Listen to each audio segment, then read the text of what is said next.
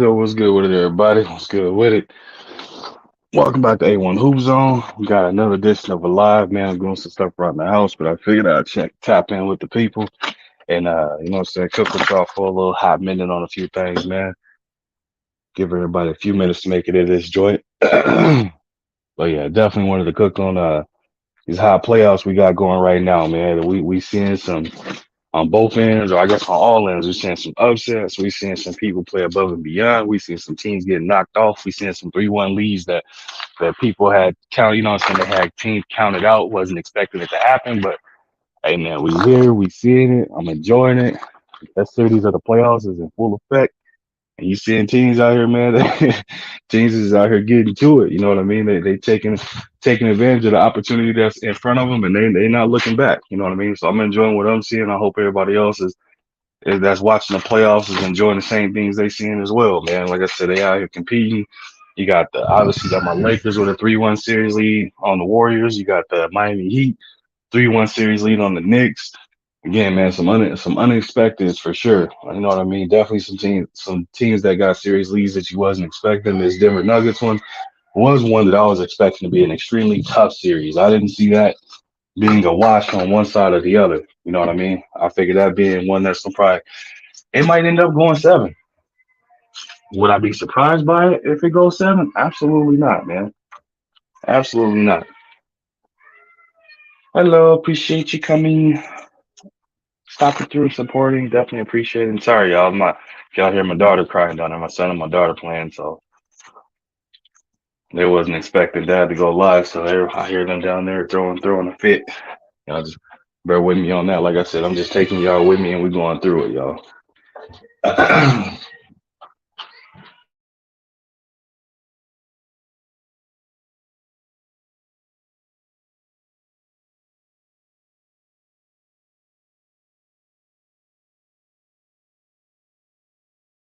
But yeah, y'all, like I was saying, come here. Stop. Okay. But as I was saying though, man, it's one of the things where definitely something that people probably wasn't expecting, just seeing the series leads and things like that, or what we seeing that's happening. So I'm excited about it. I hope y'all just as if not more excited about it and enjoying these playoffs that we're seeing, man. These playoffs have definitely been extremely competitive for the most part. Clay, okay, that's enough. Okay. Playoffs have been extremely competitive for the most part. And we seeing teams again, man. Like I stated, you seeing teams that's out here with leads on series or they got series tied up. You know what I mean? That it's showing. You know what I'm saying? It's true competition is competitive. I can definitely say, you know what I'm saying, that Brooklyn series, I called all those called all those games for it, man. It's unfortunate. You know what I mean? They got up off of obviously Kyrie was there at one point, Harden was there at one point, KD was there at one point. They got some good pieces back in response of it. It's fine. They got some good pieces back, man, but it just wasn't enough. And we saw that with Philly. And speaking of Philly, them tying up the series with the Celtics, man, they scrapped their way back. And you know, like it's one of them things, man. Now we got a series on our hand. But the thing is, man, the Celtics look like for some odd reason, even though Philly won, it looked like the Celtics got the momentum. You know what I mean? It's weird to say that, but it looks like they have the momentum as if they figured something out. You know what I mean?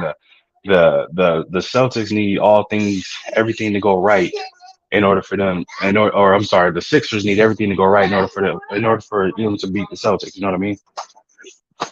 And it's crazy to think like that or crazy to say that, but it's true. You know what I mean?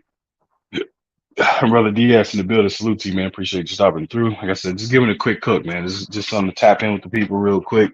Feel like it's been a minute, so I figured I better hop on here and get to it with y'all. Let y'all know we still active over on this side, man, and we still getting to it. You said you got the Celtics and Nuggets winning it. Oh man, that's a disappointing pick right there.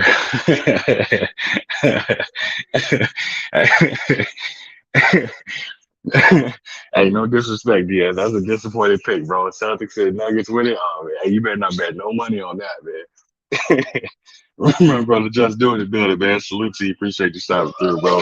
Like I said, man, I just wanted to get out here and give a quick cook, man, and you know what I'm saying, tap in with the good people, and that way let everybody know we still active on this side, man, and get into it. Yeah, I hear the little ones in the background. You already know they never too far behind or too far away. Yeah. I couldn't find another one of those pieces up there. They were all just at the edges. Yeah, tapping in with the good folk, man. Just cooking on his NBA playoffs, man. DS said, "Will the Lakers get? Hold on, the Lakers will get through the Warriors, and he will get through the Knicks." I mean, that's the game plan. I can tell you that. I think that Knicks series is over. If I'm being honest with you, that's no slight or disrespect to them, but I think it's over with them. They treading water right now with shark infested. They tread water in shark infested waters. That's what's happening to the Knicks. Right? That's what's happening to the Knicks right now. And I apologize, my brother. Just do. I know the missus. I know she's a Knicks fan from what she said. But he's only stop, man. I know she's a Knicks fan from what you said, but they treading water over there right now, man. It's tough sledding for them. Absolute tough sledding.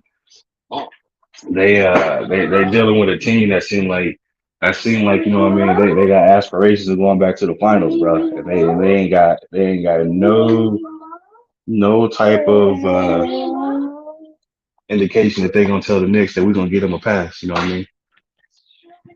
I don't think they're gonna get a Knicks a pass. They're not gonna play with their food, and that's not calling Knicks food, but from a Miami Heat standpoint right now, they're definitely viewing them like a filet mignon or some steak or a ribeye or some different kind of steak. They not playing with them. But you know what I mean? Anything's possible, anything can happen. But I do not think they're gonna come back from 3-1 down to the Heat. That's my personal opinion. Yes. And then he said, no, the Knicks coming back on the Heat. Warriors ain't coming back either. Hey, if I was to pick a team between the two where I would say it's a possibility, I would give the defending champs the better possibility between the two series. I mean, they got two players. Well, hell, we know the Warriors. If they get hot, it's lights out. It's absolute lights out. You know what I mean? So it's anything possible that can happen. So it's just a matter of again, my Lakers being able to go out there, execute, not give his team any confidence or breathe them life. 'Cause they're right now, man, they're a sleeping giant. They're just waiting to get woken up. And it seemed like for some odd reason, not sure exactly what's going on, man, but Jordan Poole seems like he is just like the moment is getting to him. You know what I mean? Like I don't know how else to really explain it, but it seems like the moment is getting to him. He's showing his frustrations visibly, you know what I mean, in front of so everybody out there to see. The body language is showing it, everything. And just obviously just hearing just from the coaching staff and others around and stuff like that, man, he got very diva-ish, ways about him. So I think that you're starting to see those things kind of manifest itself. And him thinking, you know what I'm saying, he's the new Steph Curry. Well, obviously, when Steph is still putting up triple doubles and stuff like he just had a triple double last night against my like in that game. But Jordan Poole is out here playing as if you know what I mean. He is Steph. You know what I mean? And so and even with it's like man and Clay, I don't know what happened to him last night, man. He hit a big shot, but he didn't show up when they needed him the most. You know what I mean? So I don't know what's going on there, but I'm not gonna make no excuses on me behalf or anything like that, man. But I feel like there's gonna be a lot of diehard Warriors fans that's definitely gonna blame. Stop, okay, stop. There's definitely gonna be a lot of Warriors fans that's gonna blame like saying that it's internal chemistry and like they're gonna find some kind of way to kind of spin that narrative that there's a lot going on the inside and stuff like that. I mean, we all know the whole offseason situation with Draymond and Poole or they're not the offseason, but we all know the situation that took place. You know what I'm saying when Draymond snuck Jordan Poole or however you want to look at it, it kind of messed up the chemistry of the team. You know what I mean? So it's definitely one of the things that they gotta be able to dig deep and tap back into that togetherness that they had. You know, at one point in time. Sorry, y'all, my dog, no, they're going crazy in my ear, man. Um, but yeah, shout out to all my people that's showing up. Shout out to everybody that's in the building that's supporting the show in here. Blue Hole Vlogs, I appreciate you bringing everybody over. I appreciate everybody from the Philippines or Filipinas. Um, Sorry, y'all. Again, my daughter right here on my hip, man, is going crazy. Um, that's a fact. Yes, the Knicks and Warriors not gonna win 3 games in a row, man. Okay, so and then just do say your Lakers about to take Golden State out. or with a gentleman sweep. Yeah, that's the hope, man. That's the hope is they take them out with a gentleman sweep, but it's tough, man. That's one thing to do. It's tough to put down the defending champs, let alone those closeout games are the toughest as well. So my Lakers, we were looking down and out. It looked very tight. You know what I'm saying? To start that game or how that game was looking, we were down by, double digits in the third quarter, man. And we bit down, came out, made a run, stuck to it, and had some back and forth a little bit, and then we kind of, was able to run away with it from there. And it came down again, execution, defense, and just paying attention to detail. You know what I mean? It was a play at the end where Draymond got caught in the air with the ball, looking to pass, and LeBron spoke on this, bro. There was a play that and we all know his memory is second to none when it kind of, what I'm saying, it's film study and being prepared for the other team. And it was a play that he had already seen them run 1,000 times before. So he knew where the ball was going. You know what I mean? He knew exactly where the ball was going. So what did he do? He yelled it out to AD so he yelled it out to AD to cover the corner because he knew that it was gonna be a kick to the corner. You know what I'm saying? Drive penetration and kick to the corner. And he yelled it out for him. And guess what happened? You know what I'm saying? AD was there for it. You know what I'm saying? Draymond turned the ball over, and the rest is history. So it was one of those things, man, just knowing, you know what I'm saying, not knowing what a team is going to do, but being prepared for it. And especially because there are certain plays that teams go to as their go-to, you know what I mean, in certain situations. And we got to see that. We got to see that happen. And guess what happened? Turnover happened because they was prepared for it. They knew what was going to happen. Like LeBron knew that play was going to be ran. So that's the best thing about, again, being prepared, having preparation, paying attention to detail, and understanding, you know what I mean? Like just taking film study serious. You hear a lot about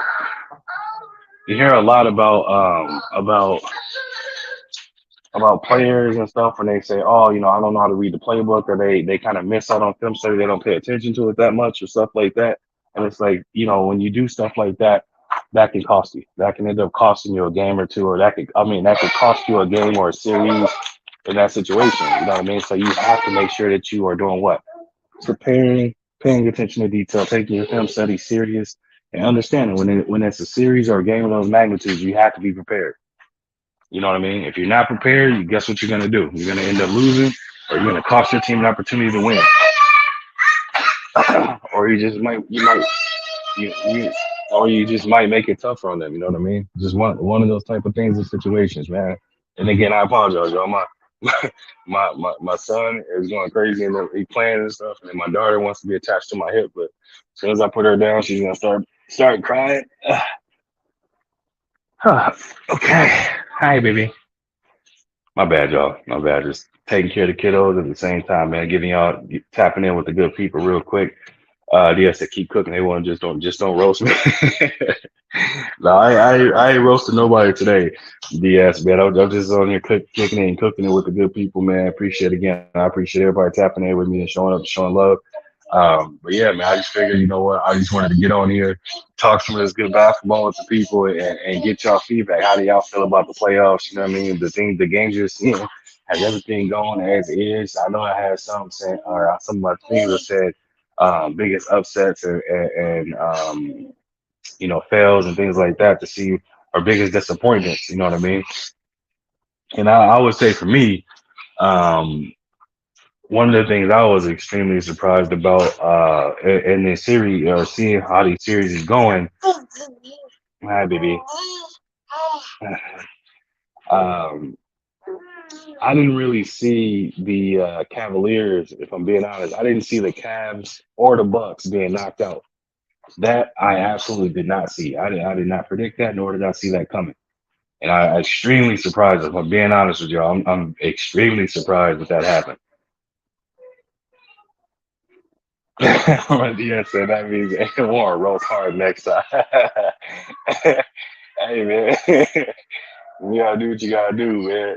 Brother G5 in the building, man. Salute to you. Let me get you right real quick, man. Let me get you right real quick.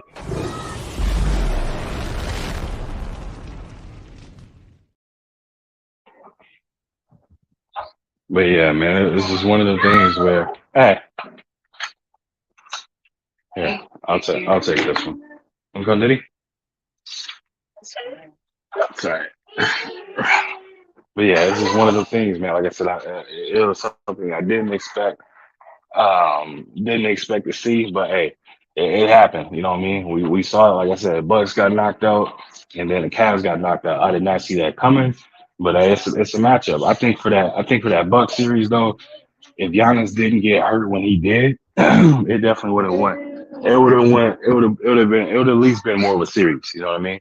With him being hurt and hampered out like that and playing on pretty much hobbling on one leg, man, I felt like that definitely gave the Heat a little bit of a leg up. But at the same time, man, Jimmy and the Heat, they did not come to play with the Bucks at all, man. They smelled blood in the water, and hey, they was out there after it. They acted as if that was chum in the water, and they were great white sharks, man. They was after it. They was not playing around, man. I mean, they hopped on him, but and I'm gonna be honest with y'all. I don't think Boo knows should have been fired, man. If y'all know who that is, that's the Bucks head coach. I don't think he should have been fired personally, just because again, it was just a situation where your best player, obviously the most dominant, one of the most dominant, if not the most dominant player in the league, got hurt, and you saw the reflection up. You saw how that forced the team to play. You got to see that firsthand. Come on, let's go use the bathroom. You got to see that firsthand. You got to see how the team responded to it. You know what I mean? He wasn't able to go out there and be effective as he normally would be. So it forced him to play differently and it forced him to hey, come on, man, goes back. It forced them to change the style of brand and how the basketball they played, and it forced them to literally make adjustments in a way where they needed him the most. They needed him most in the situation. They needed him against a team that they had history with, you know what I'm saying? They fought tooth and nail with, you know what I mean, for them to be able to even beat him. And again, that was Giannis putting up historical numbers for that to happen. So what y'all think gonna happen when Giannis is out here playing pretty much on one leg or playing with a bad back? He ain't gonna be able to do the same. You know what I mean? Appreciate my people from the Philippines. Salute to you again. Appreciate you stopping through. My brother G5 said Bucks and Cavs fumbled the pack. Yeah, that's a fact. Yeah, that's a fact. DS said Coach Bud is great in the regular season, but terrible in the playoffs. I disagree. Coach Bud very slow to make changes. Hold on. And then brother said I told folks don't sleep on Phoenix. So yeah, that's a fact. But DS, I have to disagree to a certain degree. Even though he may be slow to make changes, we seen get up, man. We seen how they huh, we seen how you know what I mean he was able to again without with Giannis, we saw how different this team played. And obviously with him being hurt, you got to see them at the most fragile moment. I don't think the coach is the scapegoat for that because name a better coach that you can be able to get in there that's gonna be able to change it with the roster staying the way it is. And I'll wait for that. You know, that's right, G5. Me and you was literally talking behind the scenes about being the only two people that was saying, and I predicted it in both the predictions for it that Phoenix was gonna tie that series up and they was gonna make it a tough series for the Nuggets, man. The Nuggets got a two-headed monster they gonna have to deal with, and it seemed like both of them that woke up understanding that okay, this ain't no his moment, my moment, this is our moment. So we're gonna go out here and cook these boys together. I mean, they had over 85 points combined. You know what I mean? So, and just this other game, I think they had, it was like 60 something plus combined points between the two. So they understanding that, okay, our team need us to do what our team need us to go out here and drop a 30 ball or 40 ball. Either one of us or both of us do it in the same game. So then that way we give ourselves a great chance to win. And you're going to have a Landry Shamet. You're going to have like I heap praise for Landell when I said he was outplaying DeAndre Ayton because he was playing with force and coming out there with the point of being able to make an impact on the game. You know what I mean? Aiden was out there playing as if he was going through the motions and he was scared of Jokic for some reason. And when Landell got out there, Landell was not playing like that at all. Landell was playing as if what? Landell was playing like he wanted to go out there, stop, okay? Shoot if you're gonna shoot. Landell was going out there playing as if, you know what I mean, like that there was no tomorrow and they needed that. He was absolutely playing like that. He was not playing around at all with Joker or anybody else. Landell was competing. Aiden was out there looking as if he was timid and he was nervous to even get close to Jokic or challenge him for some reason. I don't know why that is. You got a guy that's 7 foot plus going out here trying to do a finger roll over somebody instead of dunking on him. Now I'll give him credit. This last game, like I said, he must have watched my prediction video because I was on his helmet a little bit. He came up there playing with force. Anything and everything when he was around the rim, when he had the ability to do it, guess what he did? He was out there, he was dunking that thing. He was putting everything in the rim. You know what I mean? He wasn't playing tentative. He wasn't playing nervous. He was playing aggressive. He was playing with a sense of urgency as if, you know what I mean? I am 7 foot. I am the center. I need to be the enforcer. He was playing with that. He was playing on that type of time. And you got to see the reflection of that. You got to see what that did for him. You know what I mean? And if y'all don't believe me, anybody go, hey, go watch the highlights and look at how he was playing. He was playing with a sense of passion. When you're playing passionless basketball, like you're gonna look like you're just going through the motions. You're gonna look like you literally out there and you are completely just not even tapped in with the game. You're gonna look disinterested in the game. And when you're out there looking disinterested in the game, I mean you can tell. You can tell from the level, hey, play room with the ball, play room. Play room with the ball, baby. Okay. And that's what you got to see firsthand. You know what I mean? That's exactly what we got to see. So shout out to him for stepping up when the team needed him most and being able to go out there and show up for them because they need him. They needed him and they're going to need him if they want to have an opportunity to win this series. But then again, like I said, man, without him and Landale stepping up like the way he did, man, it's one of those things, man, where it's like he stepped up and he showed, and I think in that, and I also said that put a battery in Aiden's back because he, you know what I mean. When you have a backup that's going out there and outplaying you, and that team is, you know what I mean, they match your offer, so you're gonna be there unless they trade you. And seeing that you like, I mean, if you see somebody outplay you that's a backup to you, bro, that almost makes you feel like you're dispensable or disposable. My bad, disposable. So he was like, hold on, let me go out here and make sure that I let this team let them know that nah, I need to be kept. I'm a sought after commodity. Like that's the type of thing he did. You know what I mean? Um, DS said, why didn't Coach Bud play Jay Crowder? What's the point of trading players for him and not playing him? If I'm gonna be honest with you, bro, I'm very confused at that. My point, or myself, to be honest with you, as to why he didn't play Jay Crowder at all. Why he didn't utilize, at least I would say from a toughness standpoint, you know what I mean? Like a body that's out there that competes. One, you can say what you want to say about Jay Crowder, but one thing he will do is he will go out there and compete. He gonna go out there and he may, you know what I'm saying, miss a few shots here and there, stuff like that. But he's gonna compete. He ain't gonna be out there giving you no half effort, you know what I'm saying, type thing. He gonna go out there and he's absolutely gonna compete. Hey, stop. Okay, play room with the ball.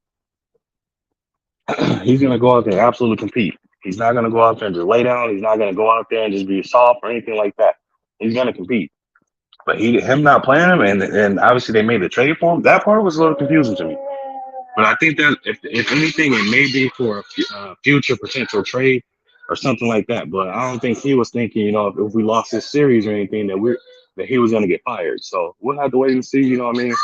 What they decide to do. You know what I mean? We'll have to wait and see what they decide to do. I'm very interested to see it myself, to be honest with you. He said Coach Bud has his favorites and he don't play certain players. My Aussie bro, Jock Landell. Jock Landell's a kangaroo mom. He said still rocking DeAndre Ayton. So he had bad moments. No, it's not about that. About having bad moments, bro. It's about the fact that this has been like it's the MO on him. It's the ongoing thing. It's his reputation about being soft. His reputation about playing soft. His reputation about like when you go out there, if he isn't engaged in the game, literally he's gonna take away from the game. That's the MO, and that's the whole um that's the whole like energy and reputation in regards to him is literally if he goes out there and he's not engaged, or if you're physical with him, or force him to play one-on-one defense or anything like that, that he's gonna fold. You know what I mean? That's the whole MO on him. So that's why you got to see they was playing the way they played him. I mean, hell, and Jokic probably could do this against anybody, bro. But you know, what I'm saying allowing 53 points, bro, from a center, like they let him play one-on-one. They allow certain things, but they also force Denver to say, okay, Jokic can beat us from a scoring standpoint. Jokic, his highest attribute or the thing that can kill you the most with Jokic, man, is his passing ability. That's the one thing where getting his teammates involved is the dangerous part when you come to dealing with Denver. Now, if he's just scoring, guess what? You're limit. I wouldn't say limiting him, but you are literally taking away one of his greatest things to do, which is get his teammates involved. If he's focusing on scoring, then you kind of won the battle. because then that way you can literally kind of everybody else potentially may be out of rhythm, or everybody else may be in a get down, man, get out. Everybody else is in a different situation of it. You know what I mean? So when you see it that way, that's how you have to view it. That's how you have to look at it. Is that they're forcing him to literally focus on scoring, forcing him to be a scorer. You know what I mean? Forcing him stop jumping on the couch. Okay, they're forcing him to be that way. So that's why you're kind of seeing it. That's what they want. Some I would say teams want something like that. Some teams want to turn a passer into a scorer. So that way, they're not getting others involved, and they're kind of making them play selfish basketball to some degree. You know what I mean? Yes, yeah, but AD was like that before, but now AD is on monster mode. The center role is tough. I agree with that, but the thing is though, it's one game. They need that consistently as far as like him coming out there with the attitude of he's going to compete. Not just be out there going through the motion, but going out there with the attitude that he's going to compete. It's a big difference when you come out there looking to compete versus coming out there and you're just going through the motion. I mean, I'm sure you've watched plenty of boxing where you've seen boxers go out there and, and and they look like what? They look like they're just going through the motion. They don't look like they're coming to win. You know what I mean? They don't look like they're coming to win. They look like what? They look like they're literally just out there for a paycheck, or they look like they're out there literally just to. Can we please go in the playroom? Go sit down, please. They look like they're literally just out there, like to do what? They look like they're just out there just to be a body, to be a body. Like that's the easy way to put it. And we've seen that, unfortunately, in this sport or just in sports, is that you just get to see it. You don't ever see it where somebody's out there and they're saying, I'm game for this, I'm gonna win this. I guess a pretty good example of that is Chris Colbert and Hector Luis Garcia, or Hector Garcia, the one that Tank just knocked out. So that's one of those ones. That's one of those ones where what I'm saying, Chris Colbert wasn't expecting that, and guess what Chris Colbert got for his trouble? He caught a hot L, an embarrassing L. I mean, he had Chris Colbert twerking on the handstand. So it's like, man, it's just sorry, y'all. Hold on one second.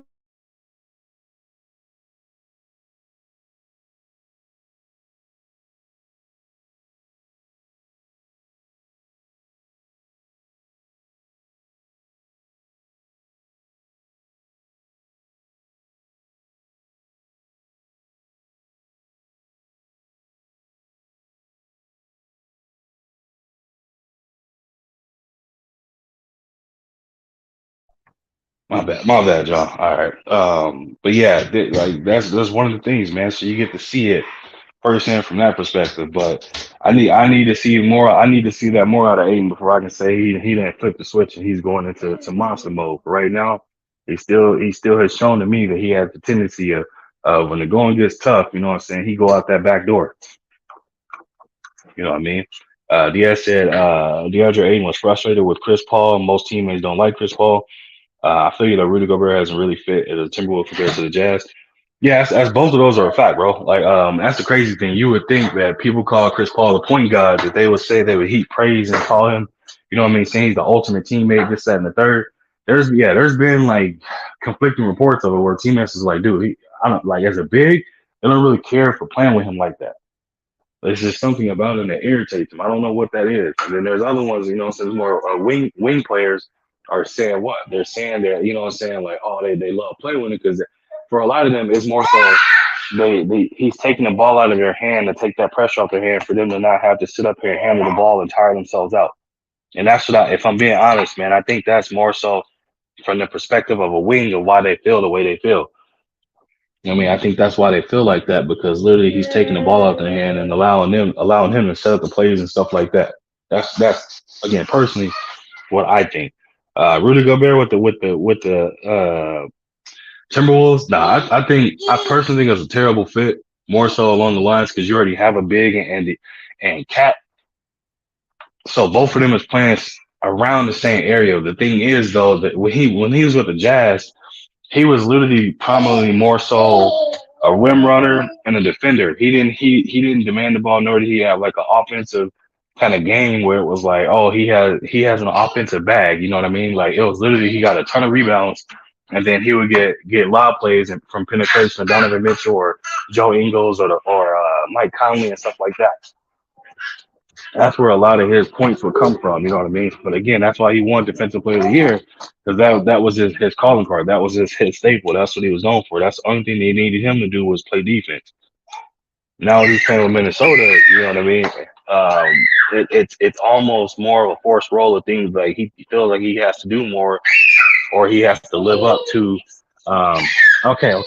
Hey, he has to live up to that massive contract that he had, or all the picks they gave up for him. You know what I mean? Clay, get from back there. Come on, man. Come here. Come here. Let's not play here, okay? Go over here because I don't want you to hit your head on the table, okay? But yeah, so a lot of those things, man, it's definitely tough sledding when it comes to that. I feel like I hate to say it, man, but the Wolves absolutely got ripped off, and they messed up the market for a lot of teams as well. You know what I mean?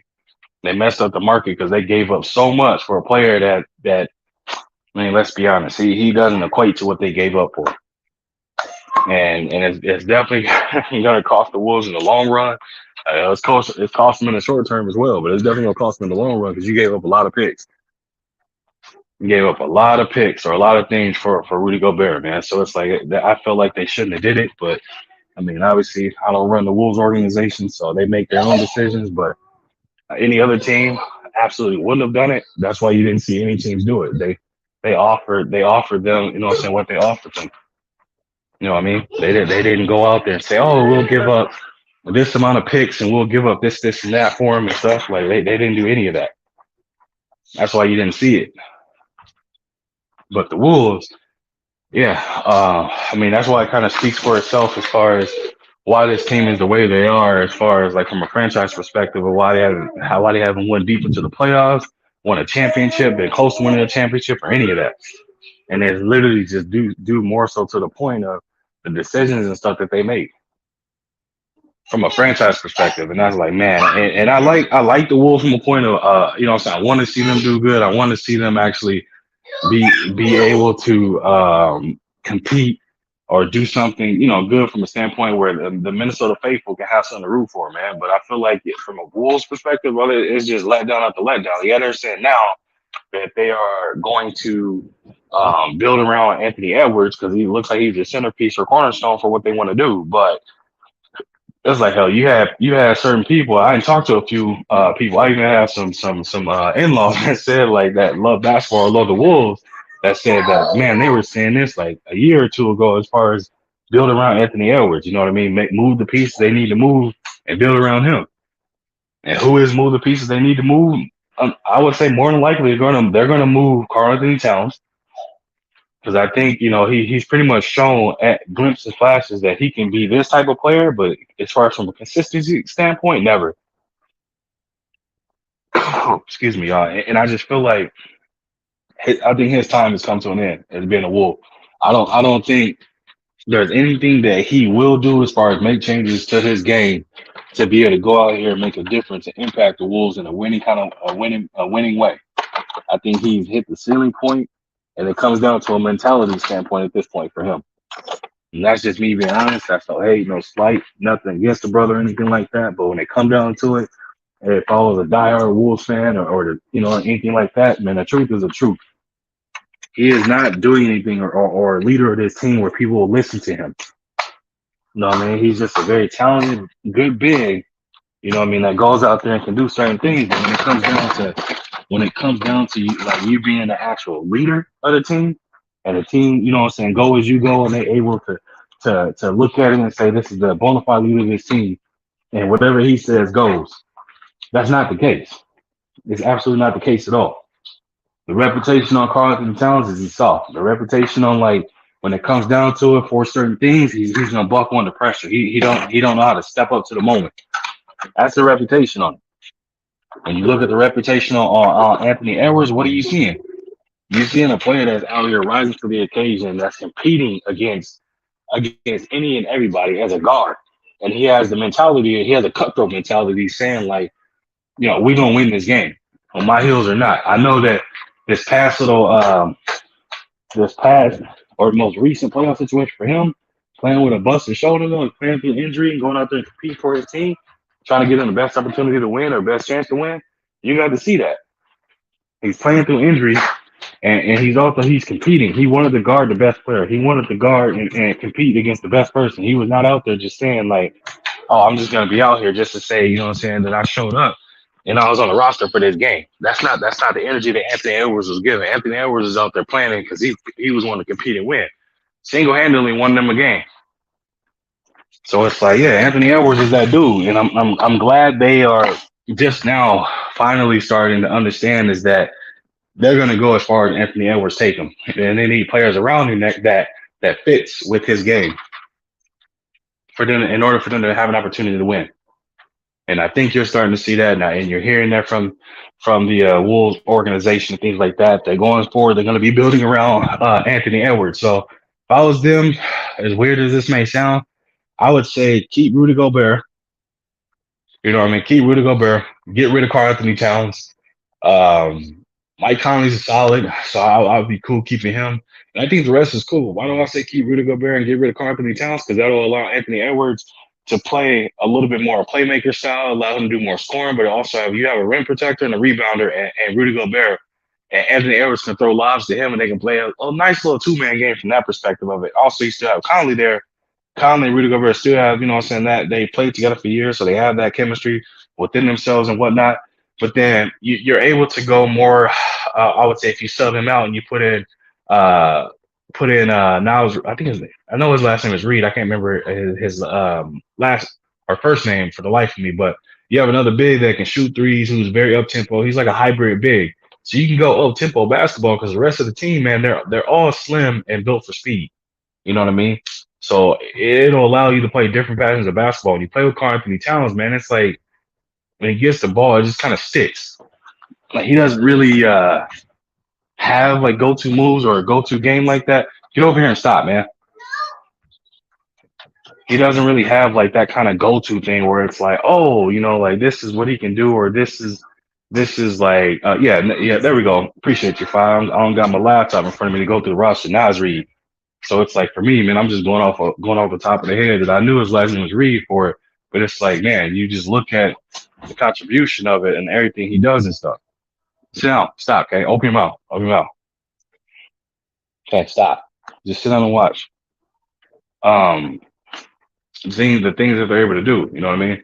So I think that's gonna be the move you'll see in the off season. I could be wrong, but I have a strong feeling that you're gonna see them move on from Karl-Anthony Towns, man.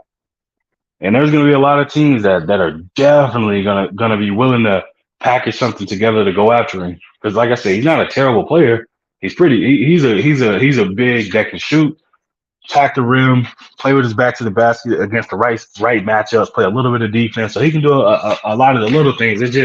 I think it just needs to be a change of environment for him to be able to kind of maximize or make some changes and alter his game. Right now, you're not seeing that. You're not seeing that at all. So I think it's time for that, man. Diaz said, but the Timberwolves act like Cat is the core. No, they announced it, bro, that they're saying Anthony Edwards is they're going to be building around him. Everything's going to revolve around him. Which again, I think they should have did that years ago, but they're saying it now. So if they're coming out and voicing, or if that's the reports that's coming out around it, you know what I'm saying, where there's smoke, there's fire. So there got to be some truth to that.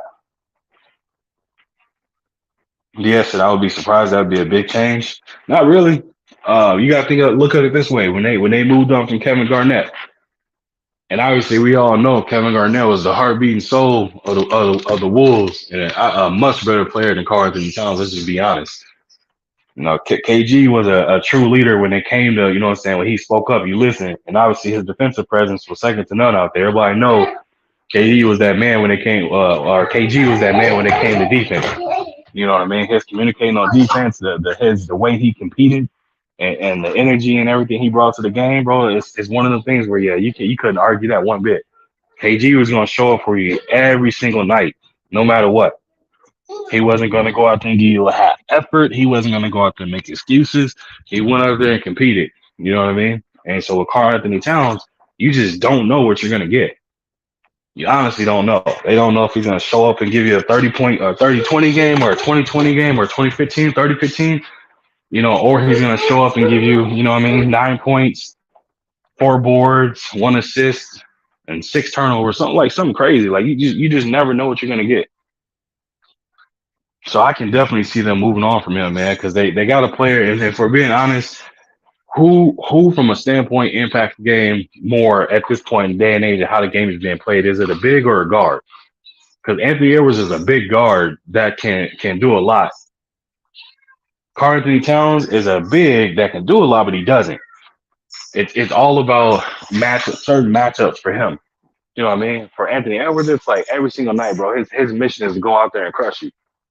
The energy is different, man. I'm just unfortunately saying it how it is. Yeah, said what team would Cat fit though?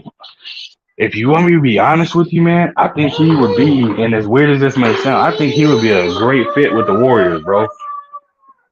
As weird as that may sound, a great fit with the Warriors or a team like that where it's literally like up tempo, they push the ball or they shoot a lot of threes, and they're not, and he has to be like uh, a third option type thing. You know what I mean? If he's on a team where he has to be the first option, or in situations where he's 1B or something like that, it's gonna be tough on him because he doesn't have that mentality to go out there and lead by example of like just saying I'm gonna put this team on my back. He doesn't have that. So he needs to be in a position where he can be kind of like how Andrew Wiggins is, man. Look at how he flourished last year on the Warriors and when they won their chip. How he played. Well, G5 said the Mavs. Yeah, the Mavs too, bro. And because I'm saying, like, look at when they, you know what I'm saying, how Andrew Wiggins is playing, and arguably, hell, if it wasn't for him, they might not have won a chip last year. Because he was, I mean, if you want me to be honest, obviously we all know Steph is the best player on that team, and obviously the biggest name and all that kind of stuff. But when you look at the numbers and you look at impact on the game, I'm not gonna say the eye test, but when you look at the game and you're watching the game, who had the seemingly the more notable impact on the game, it was Wiggins, bro. And there was times where Wiggins took over because it's like, and he praised and ripped into Wiggins a little bit too. It's like, bro, you have the height and athleticism to do what you want, whenever you want, to whoever you want. And for some odd reason, bro, the motor just don't match it don't match the how he should be playing. It's like you have a Ferrari with a minivan engine. You know what I mean? That's what you see. And I'm just like, come on, man. Like you have to at some point being in the league as long as he's been in the league for, you gotta flip that switch and live up to your potential.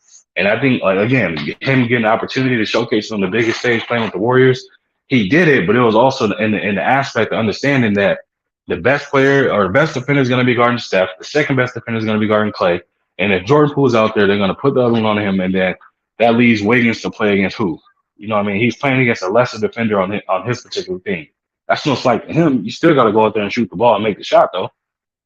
But it's just saying, like, when he was the one playing for the Wolves, you know what I mean? He would have flashes of games where he could put up numbers, and then all of a sudden, what would you see? You know what I mean? He would just falter back into default mode and just be going through the motions. I wouldn't say he was wasting years and stuff like that, but it was definitely a waste as far as certain games where you're watching it and you're just like, bro, like what are you doing? Like how have you not made any type of adjustments to your game? How have you not built on your game? Like how have you not improved certain fashions of your game? Like and for me, I could see it.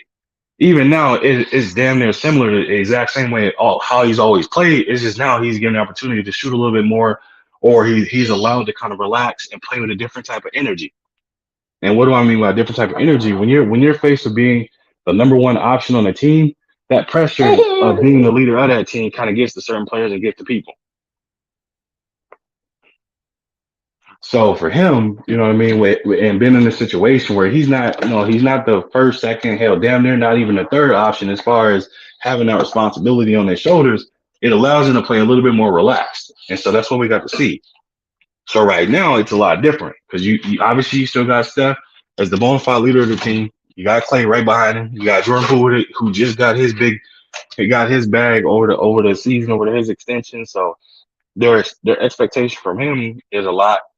So him having a lot more expectation and stuff like that, you know, you're starting to see Jordan Poole kind of falter a little bit. And I'll jump back into that in a second. But I mean, the expectation from Draymond. So Wiggins he comes down the line when it comes to those playing with those expectations and responsibilities. You know what I mean? So it's not something where he looks at where he's like, oh man, like I'm the pressure's on me. He doesn't feel that way. But at the same time, when you look at how they're playing, they need him right now.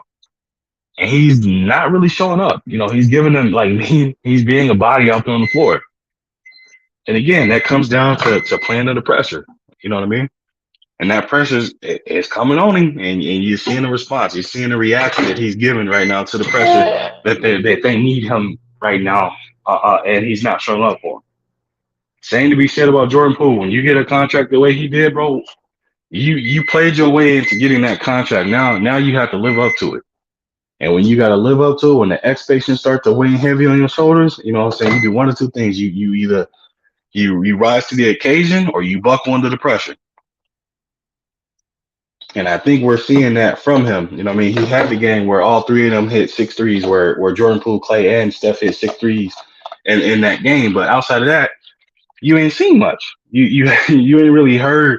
He ain't really had them games he didn't have like he had in the regular season where he was out there cooking, putting up 30, putting up, you know what I'm saying, numbers like that. Out here crossovers, layups, and highlight real players and everything like that. You're not seeing none of that. The only thing you're seeing right now from him is what you're seeing him literally come out here and be you're seeing him come out here and be a body on the court, missing open shots, shooting threes. You know what I mean? When he could have did an escape dribble, get closer and had a better shot, but he's shooting as if, you know what I'm saying, with the confidence of Steph. And then when he misses, you know what I mean, it's one of those things like, bro, if you're gonna take the shot, you gotta be able to accept what comes with that. Every great player that ever decided that they're gonna take the last shot and they missed it, you gotta take the good with the bad. When you make it, they heap praise on you. When you miss it, they tell you it's a terrible shot. So that's something that he gotta, you know what I'm saying, he gotta adjust to, he gotta get used to that. He shot that shot again. For me personally, like I said, he should have done an escape dribble, took a step in, and then shot it. But from shooting it just from a standstill shot like that, bro, it was one of those things where it's the wrong shot. It's the wrong shot at the wrong time. Take a step in, give yourself a better opportunity, so you're not putting too much on it or adjusting the way you shoot, and have the best shot. But he didn't do that, and obviously he missed it. And when he missed it, what happened? Everybody started, you know what I'm saying, ripping into him about the fact of, you know, how he's playing. Diaz said Ben Simmons should play in the Australian League. Yeah, I don't know, man. I feel bad for Ben Simmons, to be honest with you. But then again, it's hard to feel bad for a man when you make the decisions you make and you had an impact on your own career the way you have. So it's like, bro, he's dang near, to be honest with you. He's pretty much almost played himself out of being playable in the NBA because he don't want to make an adjustment it's a jump shooting league now, and he is afraid and petrified to do it. Absolutely afraid and petrified to do it. And it's like one of those things where he's not, or I guess they like to say you shoot yourself out of a game. He's shooting non-shooting himself out of the league by not shooting. That's what he's doing right now. And it's one of those things that, you know what I mean, he has to make that adjustment. He has to. Everybody right now, they know the scouting report on him. It's literally play off of him, make him shoot. That's the scouting report.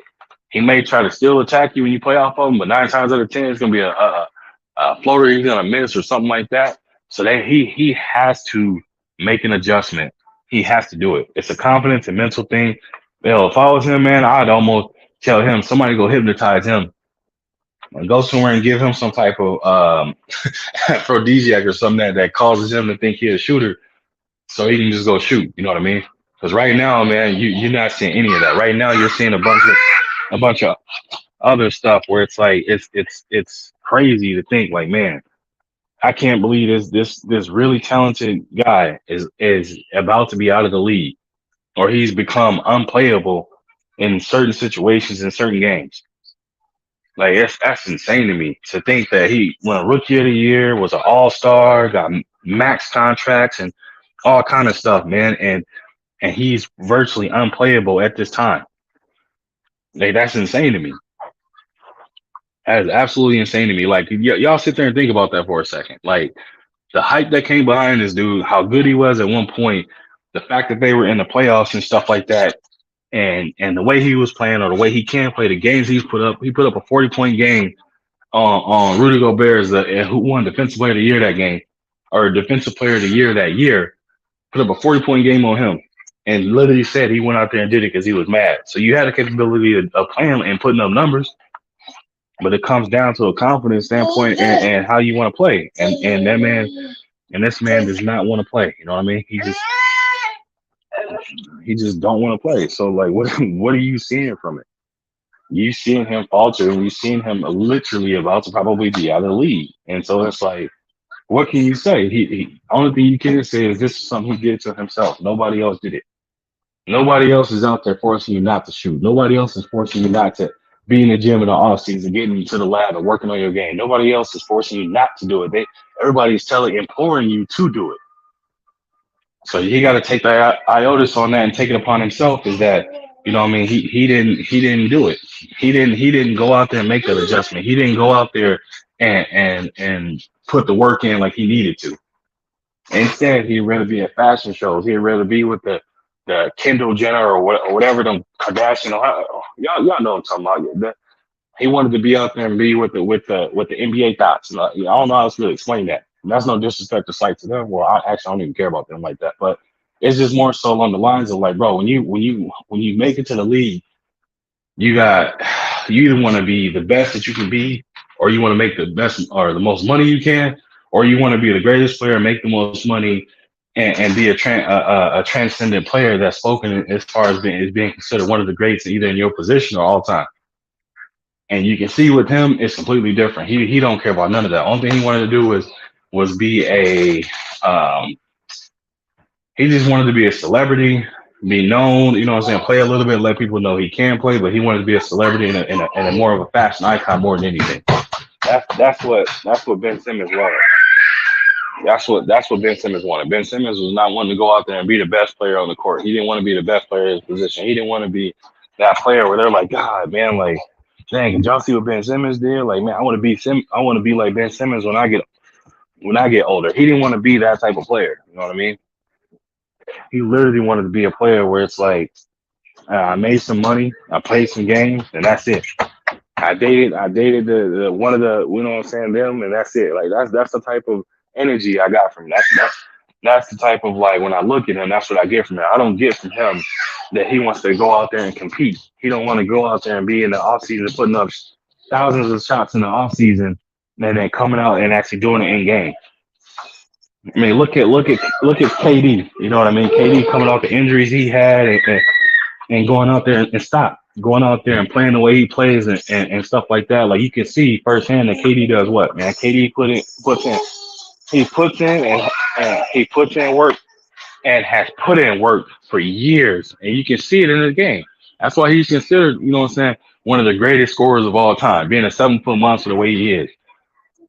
So it's like it come down to work, bro. Is he willing to put in the work? KD's willing to put in the work. Ben Simmons, hell no.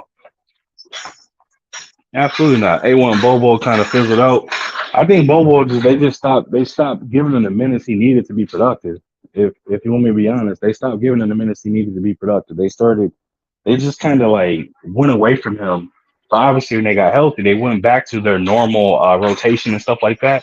But they just went away from him and not giving him the minutes that he needed to put up the kind of production that we were used to seeing for this stint when they had what was his name? Wendell Carter Jr. out. And I think one of the Wagners were out. There was one more big that was out as well. So it forced the Magic hand to literally play him a lot more than he normally would. And so in that production period, you got to see it. You got to see the production he could put up. You got to see the things he could do. And Jonathan Isaac, there we go. You got to see, like, when the opportunity presented itself, the skill set that he had. But then obviously when everybody came back, you know, those minutes went away. So they just kind of put him back. I mean, hell, you can say Mo Bamba the same thing. At one point, bro, that they was heaping praise and super geeked and excited about Mo Bamba, and look what happened. You know, it kind of literally was almost a forgotten big on that team, and then he ended up, at some point here being traded to my Lakers. So it's like he went to my Lakers, man, and now it's just kind of waiting on him to get healthy again because he's a big that can rim protect, and he's not afraid to rim protect. You know what I mean? He's aggressive as hell when it comes to shot blocking and rebounding. So they just had a situation where they had a whole lot of bigs. You know what I mean? They had a whole lot of bigs on the team, so they had to make moves to get up off of them. That's just the honest truth about it. Yeah, G5 said another Carter put Bobo back. Yeah, that's what I said. It's like, yeah, bro, when you got a team that's loaded with bigs like that, it's gonna be some odd mans out. It's gonna happen. And that's the unfortunate thing that it happened. It was at the detriment of Bobo because, like I said, I like Bobo game. You know what I mean? Like, being an aggressive big like that, he can do everything. Hell, we seen him do it all.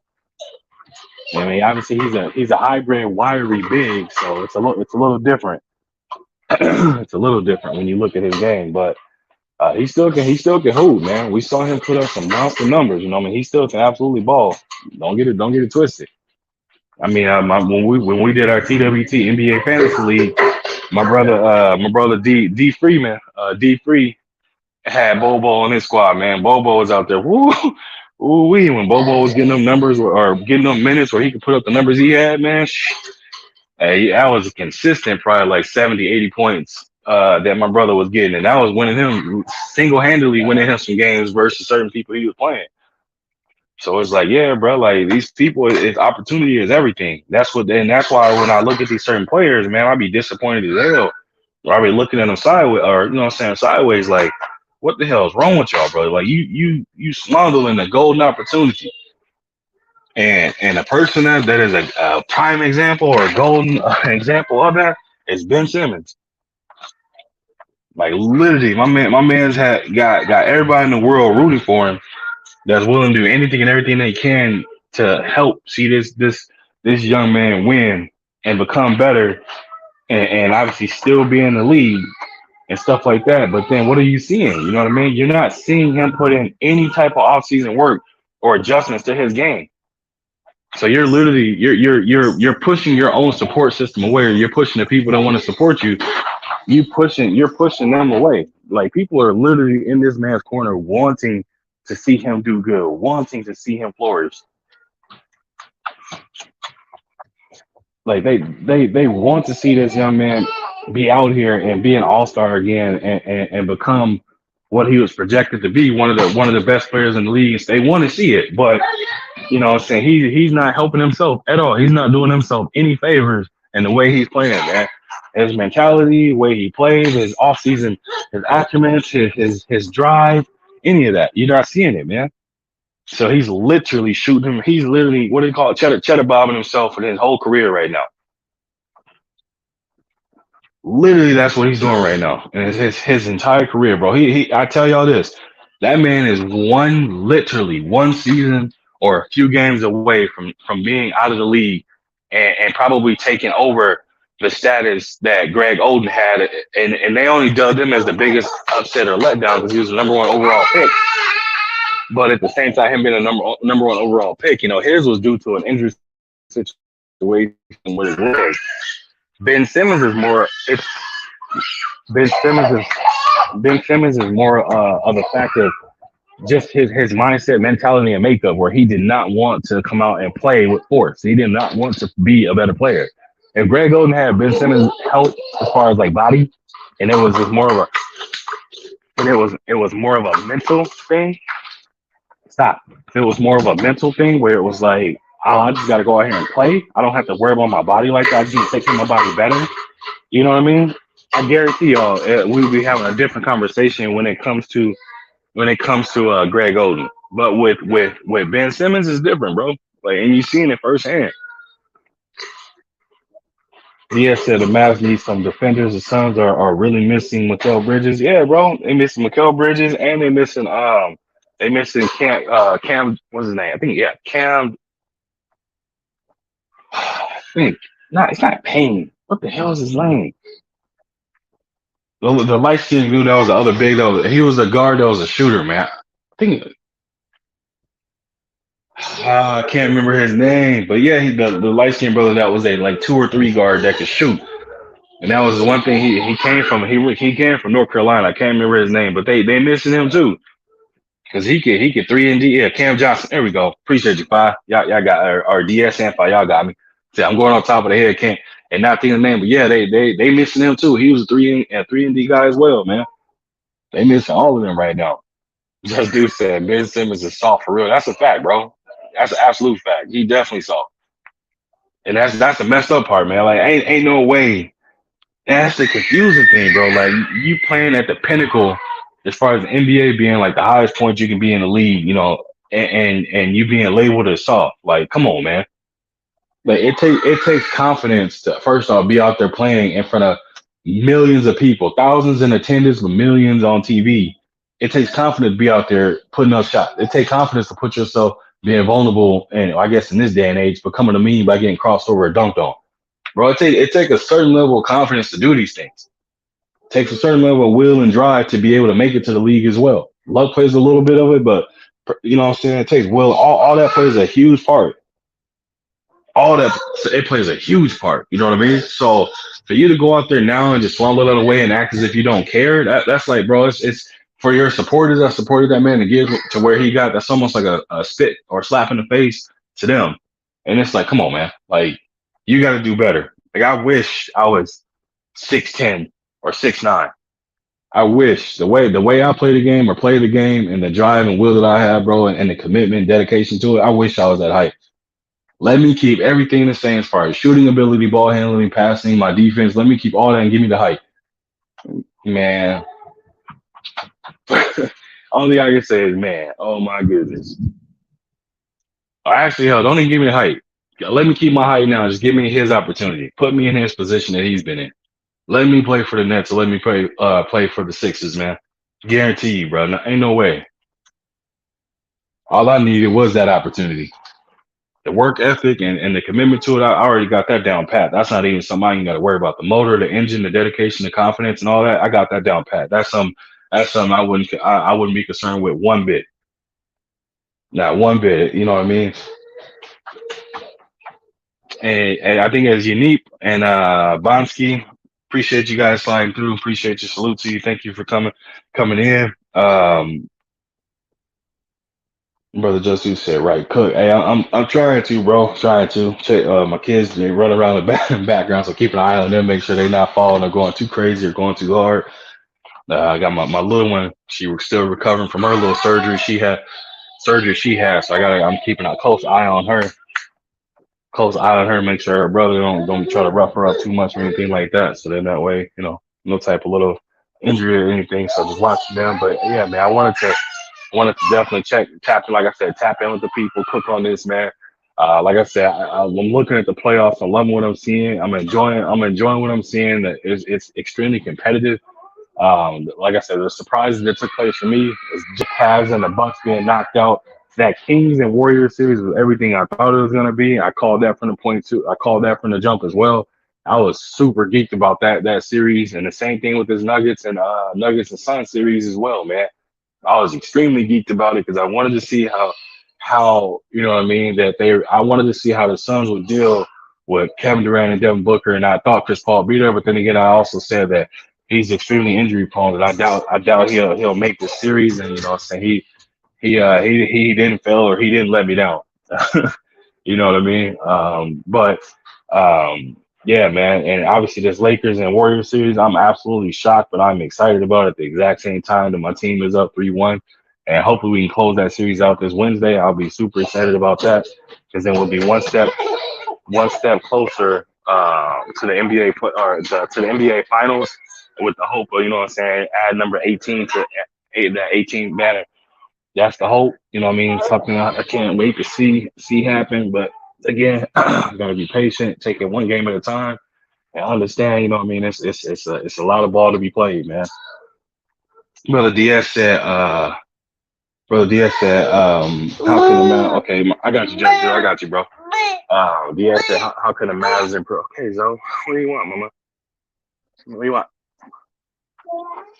Okay, you want a snack? Okay. Hey, how can the Mavs improve?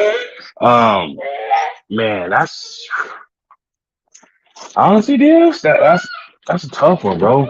Okay, because there's a multitude of ways that they can improve. When you look at the Mavs, right? You have a team where obviously, Clay, go sit down, okay? You have a team where you have Luca, who is the bona fide bona fide leader of this team, the absolute bona fide leader of this team. And then you bring in Kyrie, who we all know is a generational talent, obviously when it comes to scoring specifically and ball handling. We all know who is a generational talent. You know what I mean? He one of them people where hold on, yo. He one of the people. Okay, so hold on. He's one of those people where you can't really what is the right thing to say, man? With him, he can single handedly win you some games, but as far as from a leadership or a leader standpoint or position, you know, he can lead you out of some games as well. You know what I mean? But I think with the Mavs, I think they had it right. They just need more time together. I think that they needed more time to be able to play and build that chemistry and camaraderie. You know what I mean? I think that Christian Wood didn't have the opportunity to kind of be as productive as he should have been. I know he was hurt a lot, so that kind of contributed to it. But I think that their team is solid. You know what I mean? They got I'm trying to think how to go about it, man. I like that's the thing. I like the Dallas team. I just think, like I said, I just didn't think they had enough time to play together where they could have been able to build a way to truly win together. But and I think that the expectation that was literally like when he got traded, it was take us to the promised land right now. You know what I mean? That's kind of unfair because again, you got two players of that magnitude that first need to get used to playing on each other. Secondly, they the whole team is itself. A lot of people dealing with injuries, and thirdly, it's like that's almost a realistic expectation to have on a player that's coming in after dealing with everything he just went through. So I personally think they're gonna make one more big move in the offseason if they retain Kyrie. I think they're gonna make one more move where they're gonna pick up somebody else that's gonna be a game changer for them. Brother G5 in the building, what's good with it, five? What up, though, my brother? Salute to everybody in the chat. Appreciate y'all up here supporting my brother A1 Hoops on, man. Y'all make sure y'all smash that brother like button, man. Keep the algorithm pumping and jumping. But when it comes to the math, I was like, oh, well, it all depends on how they want to do it. You know what I'm saying? There's multiple ways they can tweak this. Um, you can try to go younger, you know what I'm saying, to get some younger two-way players and wing players and stuff like that by, packaging up possibly Christian Wood or Tim Hardaway Jr. to send over to get some more heat, you know what I'm saying, in depth. Say if Kyrie Chu don't want to stay. I'm thinking the way I'm looking at it, they're gonna do everything they can to keep him there. Mm-hmm. You know what I'm saying? They're gonna do whatever they ask. So when they go sit down at the round table, they be like, all right, Kyrie and Luka, what y'all think? What we need to get to the next stage. And they gonna base it off of what them guys believe. You know what I'm saying? Like no, it's like nobody else, but they gonna base the success off what them two guys think. And big man for sure. We need a dominant big. Christian Wood, he more of a power forward. He's not a center. So you know what I'm Mm-hmm. saying? He's talented, but we don't have a true presence in the paint. So you can get out rebound or out bullied. You know what I'm saying in the paint. Um, then a little bit more depth in the paint too. You know what I'm saying? Like Christian Wood come off the floor. I mean, you got JaVale McGee. You got like boy How name. Uh, got you got the White Pal, and then the other the got shooters, I know you're talking about. Maxi you Kleber got Davis Bertans and the other buddy. and Oh, Maxi his Kleber. name slipped me. Yeah, Maxi. Yeah, Maxi Kleber and Davis Bertans. And Yep. that's not a front court that's. actually oozing out. Ooh, yeah, we gonna do something to you. You know, it's kind of soft. Just keeping it a buck. It's a soft front court. Yeah, So people bully my Mavs up front because I mean we ain't got that. Hmm. I mean, you got Christian Wood. He like a young Anthony Davis. You know what I'm saying? How you build. You know what I'm saying? He can play. You know what I'm saying? Not saying the game style, but just how he built. You know what I'm saying? He's not necessarily a center. He's a power forward. You know what yeah, I'm saying? So I think able to if we do it can all. build, we need depth. We need depth on the wing, ASAP, Yeah. and in the paint. You got, the ball handlers who they are. You know what I'm saying? We got some young ones. We got Josh Green and Jaden Hardy. You know what I'm saying? Like they can do something. So you can build around there, but you need to get some vets in there. You need to get some more veteran experience as long as production. You know what I'm saying? So what happened when KD? I mean, when Kyrie and Luka was off the floor, who is that person that that's still gonna go get you 20 plus? You know what I'm saying? And they consistently do it. You know what I'm saying? You need at least three or four other people that can get you about 15 points, man. You know what I'm saying? This is a scoring league anyway, so Mavs need depth. Hmm. They need depth and a true big. We don't have a dominant big presence. That's gonna kill you. Because people, if they got a Hmm. big, guess what? They about to eat you up in the paint. They're like, bro, they got this little boy guarding me, bro. He ain't doing nothing with me. You know what I'm saying? So it's about depth and having big men. I think the guard plays is good. I think it's just about that depth on the wing, and we need some post players. Because we don't get that. Shit, we grass.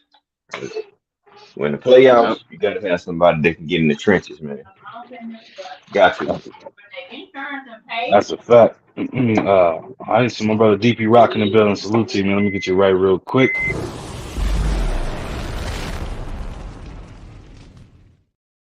Appreciate you, my brother. And then Jamie TV, salute to you, man. Appreciate you stopping through. Appreciate your support, man. As always. I'm sorry, y'all. If I hear a lot of noise in the background, just give my little one something to eat real quick. They over Shit, here I'm doing the playing. same thing. Yeah, yeah, they over here going crazy right Not now. just for They the over little here. ones, for myself though. Mm. Oh man, nah, these jokers on the couch wrestling and all kind of stuff. I keeping an eye on them. They going too wild over here, man. Way too wild. Mm-hmm. Bro, just do appreciate you in that cash out, bro. Appreciate you in that cash out, right? So Um, do it. Mm. what did I say? Jaden Hardy and Josh Green. Yeah, bro, I like Josh Green. I didn't. Mm-hmm. I was watching him as you. I forgot who they're playing against the Clippers because I was talking to you about that when I did a live Mm-hmm. when that game was going. I said, bro, Yeah, they were snapping. Both of them. They went crazy together. I said, I was like, man, ooh. I like this Josh Green. Like his game, bro. It oozes confidence from the point where he not too concerned or worried. You know what I mean? He out there competing. Nah, Like he, he ain't tripping. He missed. He don't care. You know what I'm saying? That's what we talking about. If you miss a shot, keep on going. Keep hooping. Hmm. yeah, that's Josh exactly Green what was he was with doing. it. I was like, man, yeah. And then he can get up too. I didn't know he was jumping like that. I was like, okay. See you out here, young guy. He Mm-hmm. got up on somebody. It surprised him because the look on their face afterward. Hold on, I Mm-hmm. didn't see that in the scouting report. Like, yeah, you didn't read the scouting report very clearly. And they look like he Mm-hmm. been getting up for years.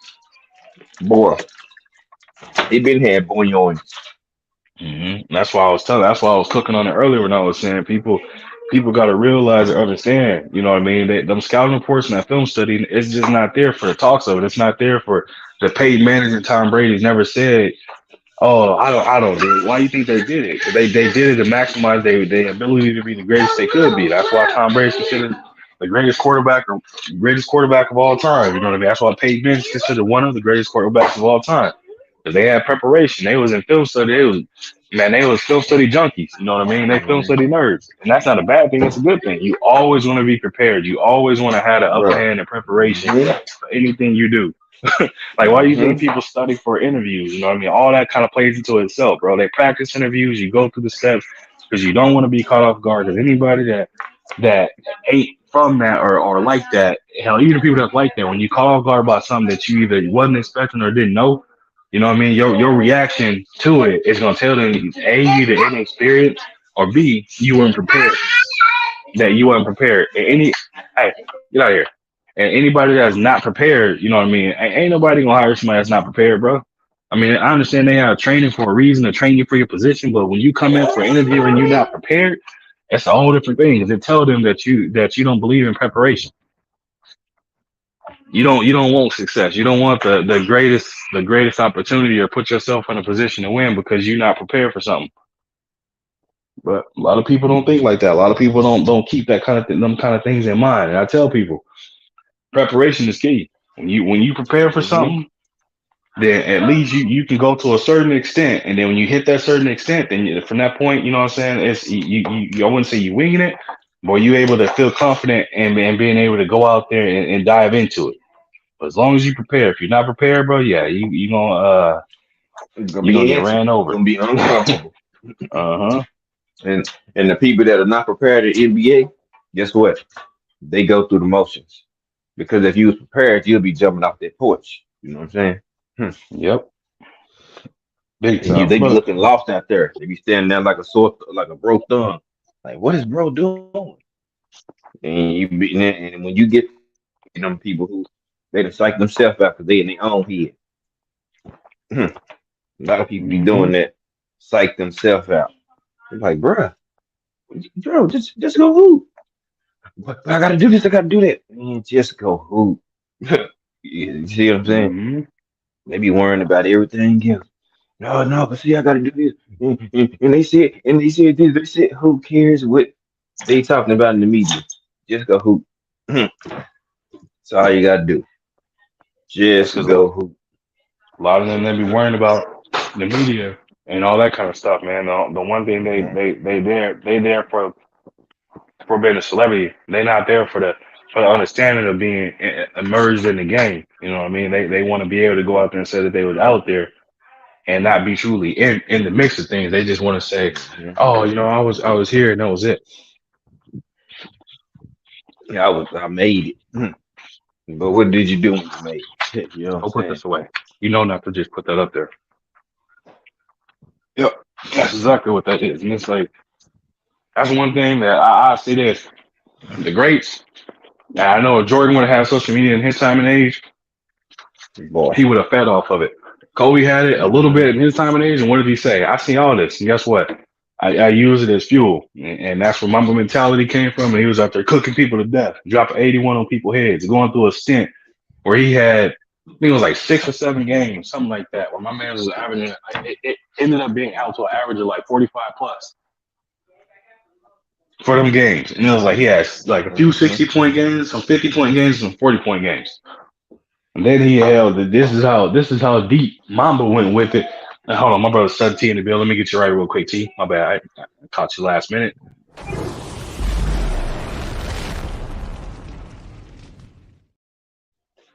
How deep This is how deep Mamba went with it, bro. Carmelo Anthony was getting ready to win the scoring title, right? So my man's getting ready to win the scoring title. Kobe found out the exact number that he needed to win for that not to happen. My man went on average. That's when he did that for that stint. It was like 5 to 7 games or 5 to 8 games where he ended up averaging like over 40 some points a game, and he ended up beating Melo for the scoring title by like 1 or 2 points because he found out I think they weren't going to make the playoffs or it was something, but Melo had said something to him when they were in Denver and they were playing. That he found out the point average, so he went out there and literally did it just to spite him so he wouldn't win it. And I was like, bro, that's how you know you're a competitor. Know that. You know what I mean? That you willing to go out there and put it on the line and let people know, like, bro, I'm him. Right. And he did that. And there ain't too many players that's left that's like that now where when it come down to it, they don't have that same mentality to go out there and compete or that mentality to go out there and say, I'm the best. Now prove me wrong. I'm the Hmm. best. Show me I'm wrong. Like there ain't too many players that's like that. LeBron he do his I don't know if he still do it now. I don't think he do, but he do his 0 dark 30. I don't know if he do that in the finals or he does it in the playoffs. But he used to do that. But I mean, you're still seeing posts from him on social media outlets and stuff like that.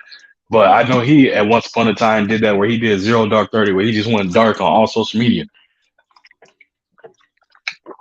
I don't know if he's Mm-hmm. still doing it anymore, but like I said, I've seen some stuff recently. I don't have too many of them like that, but it's like certain players know how to turn certain things they see on the internet or on social media outlets and turn it into motivation.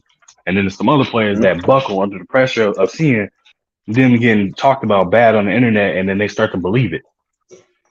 And it's like, bro, you're an NBA player, you making millions of dollars or hundreds of millions, depending on who you are. Ain't no reason you should be looking at the media and saying like, oh, I gotta believe My this, or bad. they saying this. This is the truth. It's like, bro, come on, man. You smarter than that. You know better than that. And I can't believe it. I can't be like, I just can't believe I'll be seeing that and people be buckling under seeing. I'm like, bro, ain't no way if I'm in the NBA. First off, I made it to my dream. I made my dream into a reality. Secondly, you potentially, if you take care of your money right, you setting up generational wealth. Thirdly, you playing a sport and getting paid for it. Big time, you getting paid for it. There's gonna Mm-hmm. be criticism everywhere. Like, how are these people like? How do they buckle under knowing that? I don't get it. Maybe it's weak minded. Maybe it's just, if you hear something over a certain amount of time for so many years, you start to believe it. And I'm like, even then, it's still weak because I'm like, hell, I know the work I put in for something. Ain't no way you gonna tell me I didn't deserve somewhere. Ain't no way you gonna tell me I didn't work for it or whatever the case is. You can't tell me what I know. I woke up day in and day out for, went and sacrificed, spending time with my family to put in these hours, put in this physical abuse on my body for me to come out here and be able to go play at the level I play at. And I'm gonna believe something somebody else is saying and they not doing it. Come on, man. Brother DS said, I see why you're a Kobe. I see why you're a Lakers fan. Nah, bro, I've been a Lakers fan my entire life. First players I saw when I first got involved in being a Lakers fan was Eddie Jones, Nick Van Exel, Campbell, Divock. Back in the day before Kobe was even like a name. I was rocking with the Lakers. But as far as like my player, individual player, because everybody got one player they say that's my guy and I rock with. Yeah, Kobe is mine. And I know my brother Mm-hmm. five. I know my brother five. Hell, I think KG is his, or KD is his, and then my brother T that just hopped on. Okay. LeBron is his. Well, Kobe is about my number one. You know what I'm saying? Like that was my guy before KD got going because he was here before. But Hmm. my transition from like from Kobe. And Damn. my number one actually Penny Hardaway, but he got old, so I had to switch players. Nah. And I actually Yeah, switched to Kobe. that's To be real before with you, though. which is That's one. before time. So Oh, but that don't count. That's a natural progression. They was older. You know what I'm saying? Like they Oh older yeah, than us. That's a natural progression. You know what I'm T saying? that You is went right. from You did Penny. tell me that. Yeah, Penny, that was my guy. I all the yeah. Penny's commercial, the I'm Penny actually a Kobe ones, fan. the Penny twos, Orlando starter jackets. Like, man, we was deep on Penny over here. Yeah, My brother had got me like, yeah, Penny was my first player I ever watched. He was the first player I ever. Penny was the first dude I realized, he was superstars in basketball. Like, oh, that's player. Like he a superstar. Like that was the first player I ever realized. Oh, superstar. He a basketball player. You know what I mean? That was my first attention to, you know, basketball. Honestly, like Hmm. for real. Like I was playing it beforehand, but I wasn't really watching it until Penny Hardaway. Hmm. And look at DS. He And said I y'all went from not Penny messing to with Kobe. People AI. don't know that I went from oh Penny to yeah, Kobe, oh yeah. and then I went from Kobe to Mac, and then I went from T Mac, Yeah. and I went from T AI Mac is to my guy. That's my guy. That's why I wore okay, number okay. 3. That's why. That's why you know what I'm saying. I had was braided up, getting all eyes and braids and all that stuff. You know what I'm saying? Or the football, basketball season, I'm wearing number 3. You know what I'm saying? So I got that from him. Had the Iversons. You know what I'm saying? Rookie of the years. You know what I'm saying? All type of joints. So Iverson, I was gonna be that guy. That was my favorite player for the longest. Yeah, Hmm. AI that dude. Him, Kobe, you Everybody, know what I'm saying? everybody KD, like like man, like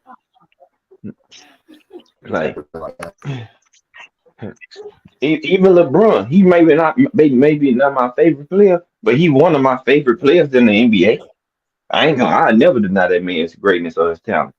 Even if he's not my no, I rank him higher or view him better than somebody else or like somebody more. Shit, I'm always gonna respect that man Cole. That nigga's a monster. A monster. You know, You niggas talking say what about? they want. That LeBron, that nigga's a beast. You feel me? Like say what you want. That nigga's a monster. He may not be my favorite player, but shit, he one of my favorite players in the NBA. Since he been here, like I'm gonna give him that. I'm gonna give him that because that nigga hoop. And he stand for something, man. He Yeah, stand he for something. different. So I realized. I I fuck. realized LeBron. I I can't. realized I LeBron was can't, different, right? bro. I can't. If LeBron hmm Like, homie yeah, built different though. I I think gotta he's get. running over. Yeah, I can't knock him on that, man. That nigga there, you know what I'm saying? Kept his nose clean. You know what I'm saying? I Doing Luke pretty Brown was much different. the Like Brown duration of had his 21 the career. other day. Brown had 21 the other day, right? Everybody was saying he had a good game, and then somebody got him had like 20, 21, and it was Jason Tatum. Jason Tatum had like 21. That was crazy to me. Shit, LeBron had 21 the whole week. That was saying LeBron ain't do nothing. I said, damn. I said, damn. That's Man, how you yeah. that dude. Because hmm no 21, 4 and 4 ain't shit compared to hmm another dude 21, 4 and 4. You know what I Right. mean? Hey, you know what else it was too, bro? It was the whole Dylan Brooks fiasco too. Oh, he gotta go score 40 and all this and all that. So the media hyped off the shit from Dylan Brooks and they brought it into this series. So you know that they keeping the energy different, like, oh yeah, he did hit 21, but it wasn't nothing. You know what I'm saying? So that's what they doing. They just keeping them something to talk about, bro. Right. Just giving them something to talk about. That's all it's giving them something to talk about. Because oh well, LeBron only scored Uh, 21 points and they won. So yeah, you know what I'm saying? Brown had But 22 that game. Win 8 game at least. My bad. Go let's ahead. look at the last game. You had 21 from D-Lo and Brunny. What's the name had 23. I think this last game, Lonnie Walker just had 15. You know what I'm saying? So say He had like they getting the pieces that we 17. talked about. They said that need to step up. A few of them are stepping up because that was my prediction. I'm Yeah. like, if they can get Reeves and Lonnie Walker and you know what I'm saying, Vanderbilt and them to step up and shit, Malik Mill, like, they'll be all right. Not all Yeah, of yeah. them got to play well, but at least three of them joints got to play well and consistently. You know what I'm saying? Because if they do that, then you know, D'Lo, AD, and Bron, they can get their shit. But it's like, who else gonna be coming in? You got Hattie Murr, you still got Austin Reeves. So like, bro, they got enough depth. They playoff ready. So that's the only thing you have to worry about. Well, would they gel or nothing? You know what I'm saying? But that's where you got LeBron and these other vets. Man, these dudes ain't no rookies. They trying to win. So I mean, Yep. congrats to Darvin Ham, man. They over there doing their thing, man. Like, I gotta give them their credit. He over there doing some coaching, man. Yep. People were I'll say sleeping on this. D Ham. I got to give it to him. I, He I, got questioned before early in the season, but we was like, man, he can't be making them simple mistakes in the playoffs with the coaching moves or whatever. But I see he done tighten up his game. I give him a little bit of credit, but I credit it more so to LeBron. LeBron probably helping him and him and Coach. God, what is his name, man? Coach Phil Handy. I know Phil Handy close with LeBron and them, and the players listen to Phil Handy more so than they did the head coach. Yo, you can even ask when they were saying the Oh same yeah. thing about what's his name, the other coach that was there for a little bit, Indiana's old coach, Coach Vogel. There Mm-hmm. we go. That they was listening to Phil Handy more so than him, but Mm-hmm. I think what's happened is that we're getting contributions. We're getting contributions from players where I wouldn't say it was unexpected, but it's timely from the contributions they give into it. And the crazy and scary thing about it is Beasley hasn't even had a game like a Lonnie Walker yet, where he didn't came out there and contributed, where it's like you can't leave him open. But Lonnie Walker, I mean, they games is damn near the same. Both of them, well, Lonnie is way more athletic, but for the most part, Beasley, both of them can hit a three. They streaky at three, and both of them got a decent mid range as well. But Lonnie Walker he's more physical than Beasley is, and you got to see that, bro. And his confidence got going. You know what I'm saying? He cooked Curry with a nice little crossover behind the back step back on a. He did that twice actually in the fourth quarter.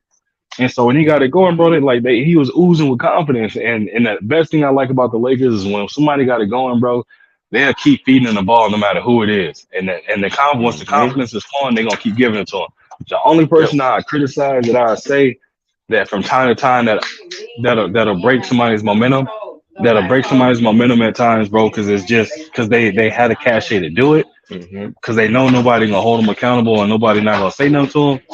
Is LeBron? He'll take a shot, bro, where it's like he'll come down, somebody else got it going, and he'll take a shot that I deem a momentum killer, or momentum breaking shot, but he know nobody gonna say nothing to him. And it's like at times, bro, like he does it every now and then, but when it comes down to like the biggest of moments, like in playoffs, he won't do it. But in the regular season, bro, it drove me crazy, man. I was wanting to throw my phone through the damn TV when I see him do it. Anyway, DS said, A1, why is Darvin Ham harder to train Malik Beasley? If I'm being honest with you, bro, it comes down to like who's contributing right now and plays against matchups, confidence. If he put somebody out there and like how Lonnie Walker did, he made a couple of shots and he saw that Lonnie had it going, he's not gonna go away from that because he made mistakes in the regular season doing that, where he went away from players that went out there and had it going. Like he went away from them. So this time, like he was like, I learned my lesson. I'm not gonna do that this time around. If somebody got it going, one thing I'm gonna do is I'm gonna leave him out there, and then I'm gonna surround him with our starters. You know what I mean? No matter who it is, I'm gonna put him around the starters. And if he's still contributing or he's still a threat out there, I'm gonna roll with it. And so he's learning that, bro, to roll with the players that got it going and not look to say, oh, I need to go back to this player because he got this kind of contract, or he's been here for this long. He has this type of tenure. That's how you mess around and you can lose games thinking he got seniority. Shit. He got seniority. Who gives a damn? That young nigga might be hooping. Yep. So I think that's what some people mess up too, though. Some people mess up like that too. You know what I'm saying? They worried about this person's money, this person's whatever. Is that person that got that bag? Is they getting it in right now? Or they hooping? Or they just being average? You know what I'm saying? Like, you want to win, or you want to cater to somebody's ego. You know what I'm saying? I tell people, you got to make the choice. The choice is yours. You got to make that decision. I don't care if I was $100 million, $250 million man. If I'm 5 for 22 right now, don't give me the ball to score. Let me facilitate or something. Let me go play defense or do something else right now. But clearly, my shot not falling. You know what I'm saying? But people gonna keep feeding him. Shoot it. No, he might be the big bad guy on paper, but guess what? The one that's making 25 million, he 10 for 15 right now. Give that nigga the ball. Keep letting him shoot. You know what I'm saying? That's how I look at it, man. But I do give him some of that credit because you gotta be the one to keep them players on the floor and keep the rotation going right. If you don't do nothing else right, you gotta see the flow of the game and see what rotation is working and giving you success. And as a coach, you should be able to see that based off points and number of possessions and limited possessions, defensive stops. Like, it's your job. You need to manage that. Yep, that's what they have to do. If you can't see that, then you're gonna find yourself in a bad situation, or you ain't gonna be a head coach for long. If you out here making adjustments when adjustments don't need to be made, stop. Okay, when you're making adjustments when adjustments don't need to be made, then you're gonna adjust yourself right out of a coaching position. And again, a lot of these coaches, bro, like it's. When you're a first time coach and stuff like that, it's a lot you got to do to figure these things out. You know what I mean? Clay, Get from over there, okay? There's a lot you got to do to figure these things out. Otherwise, again, and I think that's what make NBA being an NBA coach the hardest thing possible to do, is because Mm-hmm. there's a lot of adjustments you have to make, but then there's things at the same time making them adjustments that you got to try and learn.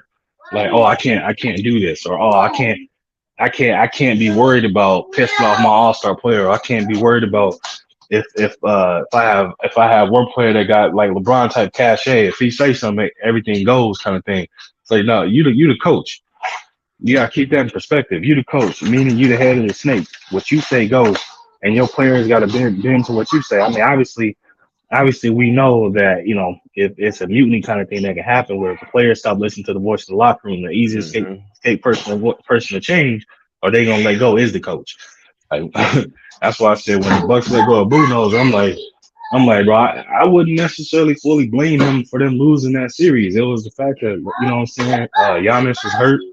He was coming back, and then, you know what I'm saying, they just couldn't make the adjustments out of the fact of him being hurt. Man, that motherfucker made some bonehead calls, even with Giannis being there, bro. Fuck that. You giving that man too much. Like, he blew games, bro. I mean, like, it was something where he should have called timeouts. You let Jimmy and them get. I mean, you let Jimmy just assassinate y'all. Give that nigga some help. Quit letting them go 1-on-1. He's killing them. Between the leg, behind the back, baseline, in your face, bang. I'm like, oh my God. Y'all better double team this boy. Quick, no one letting him go 1-on-1. Right now, he can't miss. You better go double up. He can't miss. And Jimmy went crazy. He ain't the only coach that do that, man. Darvin Ham was doing the same thing when the Warriors was cooking. He wasn't calling timeout, and it was at Game 3 when they had that lead, and the Warriors came storming back, and that's what happened, bro. I'm like, man, hey, I was saying, that's where y'all at though. Y'all 3-1 now. You see what I'm saying? Y'all done did enough and went, and you know what I'm saying? Y'all done actually blew the doors off of them. They blew the doors off y'all, but then y'all right back on their heel. And so it's like a tug of war. But now, shit, y'all done took the advantage. It's 3-1. Shit, they gonna have to come out guns blazing. Oh, that's what they gonna do. I'm gonna put that in the prediction video that's coming hot. Is the fact that it's gonna be a situation where, you know what I mean? Well, we all know closeout games are the hardest games to win. But at the same time of it, when you got a nuclear team like that, you got 3 people at any given moment that can go out there and drop 40 on you. But then you got one player that can go out there, get his team going from the standpoint of the confidence going, and he started making shots. Clay started making shots. Bro, it's tough sledding, man. We seen Clay put up 37 in the quarter, like 14. Don't let him get hot, man. You don't want Clay, Steph, and Poole hot at the same time because they gonna shoot this shit off the net. They gonna shoot the net off the rim in this joint. But where they gonna keep, they can get hot all they want. But if you can't match up on the inside, you're gonna lose. Because what if you start missing and you can't get rebounds, and AD and Vanderbilt them getting the rebounds and kicking that shit up court? You see what I'm saying? Like you got to pick your poison. Like if you start missing and you don't have, y'all not getting them rebounds and y'all losing on rebounds, them extra possessions going in the Lakers' favor. And LeBron and AD, they gonna get their positions, bro. You know what I'm saying? And ain't got nobody on their team that can go out AD or LeBron 1-on-1. That's their major issue. You can't go on either one of these guys 1-on-1. Put Draymond right there, he gonna get cooked. Looney, he gonna get cooked. I'm just keeping it a buck. Shit. They're talented. He gonna cook them. And he gonna little boy them boys. Straight up. But the thing is that come along with it is him believing and understanding that that's the facts and that's the case of it. Half the time, hell, AD don't look at it like that. He look at it, he want to go out there and have a suspect game. Like he, you know what I'm saying? He just out there going through the motion. And it's like, nah, bro. You can't do that. You can't have games off. Like you legit have to go back to the AD on New Orleans, bro. Like the one that 28 and 15, nigga. We need that every night. Every night, goddamn. 2-3 blocks. You know what I'm saying? 3-4 assists. You know what I'm saying? 3-5 assists, like that. But I think he just, like with anybody, man, it's a lot of pressure when you come and play with LeBron, bro. You know what I'm saying? I think a lot of these guys they got to get used to that pressure because depending on what you do and how you play, you might be the reason why y'all lost. They not necessarily gonna put it on LeBron first. They gonna put it on the pieces around him. So I you was, gotta I, know. You gotta. Hmm?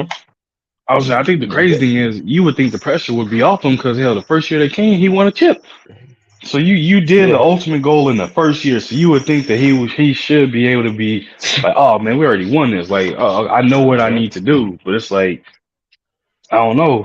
Hmm. It's that LeBron aura, dog. You know what I'm saying? Like if you don't play well and it seems like y'all, you might be one of the reasons why y'all lost. Then yeah, you know what I'm saying. People be thinking about that. You know what I'm saying? They forget that about basketball. They be thinking more about the man and his prestige than him as a person. Bro, we on the court right now. Fuck all that other shit. We gotta win. You know what I'm saying? You can worry about hmm who he is and his status and how much he means to the game after the game. But doing that joint, go do your job. You know what I'm saying? Play your role. As long as if you feeling your role, then shit. If he don't do his, then hey, that's what he gotta answer. Cause you'll at least know I did my job. I did what I was Yep. supposed to do. And that's what them Laker players got to get comfortable with. Like just do your job. Quit worrying about what if LeBron gonna say this nigga. If you take a shot and you make it, he might have been open. He gonna be like, shit, okay, bet that. Hmm. Yeah, you already Mm-hmm. seen that. Yeah, because his thing is pass first. He got pass first mentality. When you got somebody like that on the team that's pass first, you should understand he wants you to shoot. That's the thing I be confused about. Like, bro, we was on the same team, and I know I'm a hitter like that. I'm a shooter. Bro, I'm shooting that thing with full confidence. I'm shooting that thing with the understanding like this is what I'm out here to do. Make it, Mm-hmm. miss it, make it, miss it, don't matter. Long as that threat presents itself to do it, I'm out there for it. What's up, LV? Appreciate you sliding through, man. Appreciate you sliding through. He said Golden State now. Go, hey, it's one more game, man. Golden State up out of there. And if that happen, you're gonna definitely see some movement in the offseason. Draymond gonna be up out of there. I think Klay Thompson they gonna resign him, but Dre will be up out of there for sure. I think Dre gonna be gone either way. I mean, hey, if if they win the championship, I think Draymond. I think he going either way. Bro, honestly, I think if they win or lose, he gonna be out of there. I just have this weird feeling that they gonna Mm-hmm. break that up and move on from him. Right now with Jordan Poole, like I said, him getting a hundred plus million something dollar contract and he playing subpar like that, bro. I think the pressure of that contract is getting to him. The pressure of the contract, the matchup of the team he playing against and stuff. Like I Yeah. think that it's his confidence is a little shaky right now, but I think a lot of that is weighing heavy on him, and you seeing it in his production that he's out there playing. But it's definitely crazy though. I like I said, Mm-hmm.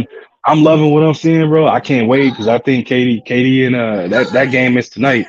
That Denver game and Suns game is tonight, and I'm predicting on that Mm-hmm. joint, bro. I'm going with Denver. I don't think they're gonna go back home. I don't think they're gonna lose three in a row. I think they're gonna go back home and win tonight's game, and then Suns is gonna take what is that game five? No, 2-2 right now. So game five. Yeah, I think Suns take game six, but and then Nuggets taking game five though. Mm-hmm. I'd be hard pressed if Phoenix go out there and win three in a row on them. Hey, Nuggets is in trouble. But with Jokic dropping that 50, having that 53 point, I think he had a triple double, or no, he had 53 and 11. I think I can't remember, but it's gonna be Aiden gonna have to show up, man. Aiden gonna have to. He gonna have to like he showed up for him last game, but they need that every game. They need him to play with the same kind of force that Landell plays with. And that's what I was talking about last time when I was mentioning his name, bro. Like Landell out there Mm-hmm. playing like hey, bro, he don't care about he ain't got no respect for Jokic. He playing as if like, nah, I belong. Like, I'm not afraid. I Mm-hmm. don't care who you are. Like all of that. He playing like a starter should be playing. He playing how Aiden should be playing. I guess, and that's messed up to say, but it's the truth. And Aiden, he be in his own head. He be in his own way too much. You know what I'm saying? Like I don't know what it is about his mental, but with your size and your skill, like you should be going in. But it's like this man forget that he's 7 foot Mm-hmm. and got skills. And you be trying to figure out like, did he leave his mental in the locker room? Or y'all remember on Space Jam when they zap their powers and shit? That's how he Yep. be playing sometimes. Like they took your skills, your talent, and you just there just going through the motions. You just a piece on the court doing nothing. And I'm like, bruh, you 7 foot. You don't even gotta do a whole lot. You just gotta do the bare minimum. Hmm. Yep.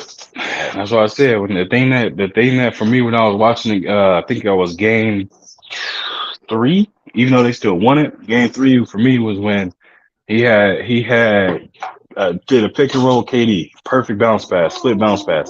My Hmm. man's had somebody, I forgot, it was somebody small that came over to challenge him at the rim. He tried to do a finger roll. Or no, he finger rolled it late. The dude that was coming to challenge him wasn't gonna block him.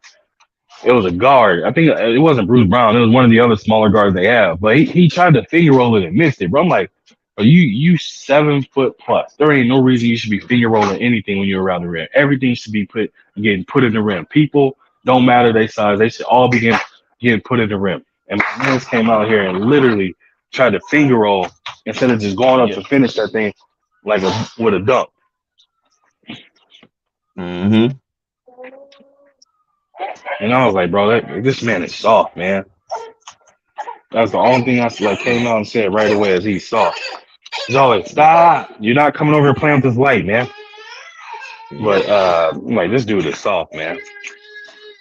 And he has that mentality of playing soft when they need him or they need him to be tough and stuff like that, bro. He shows up and plays soft, man. I was just disappointed when I was watching it. I'm like, bro, let me be like I said, bro. At my height, I'm still trying to put stuff in the rim, but let me be 6'9" or 7 foot.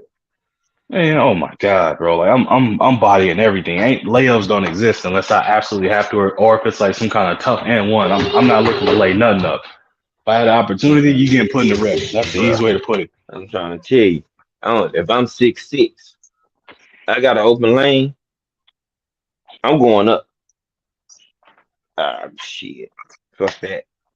I'm 6'8", like 76'9", bro. If I got an Man, open lane, I was trying to do, I was trying to do that at my height. I got tired of motherfuckers knocking me on the ground. hmm I was trying to go up on them fast break. You hmm make some, but like you said, when you shorter, you got to pay for that shit. Oh hmm yeah, that's what I was I was saying, shooting bro. a At slam, my so at every my time I height, touch I was somebody, doing I'm like, T, I was doing the T, you same know thing what T saved was on. us? We the football players. That what helped us. You used to get blindsided, hit hard as a motherfucker. Like, God yeah, damn, the nigga hit me hard. So when you get hit with that contact of basketball, niggas can take it, but you like, God damn, I ain't got no pads on either. Hmm, shit. Yep, that's I mean, yeah. I'm in You a brace for the, I knew it was funny. I braced for the hit and everything, but it's just different. Hmm. Still not gonna get it. yep. Saved Only thing me. you do I'm is glad brace I and was protect strong. yourself. I'm glad I was squatting over 450. And then You know y'all what I'm got to saying? think when I'm running, people think they block my shot anyway because I'm smaller. So they come in full speed. So they're trying to get the block.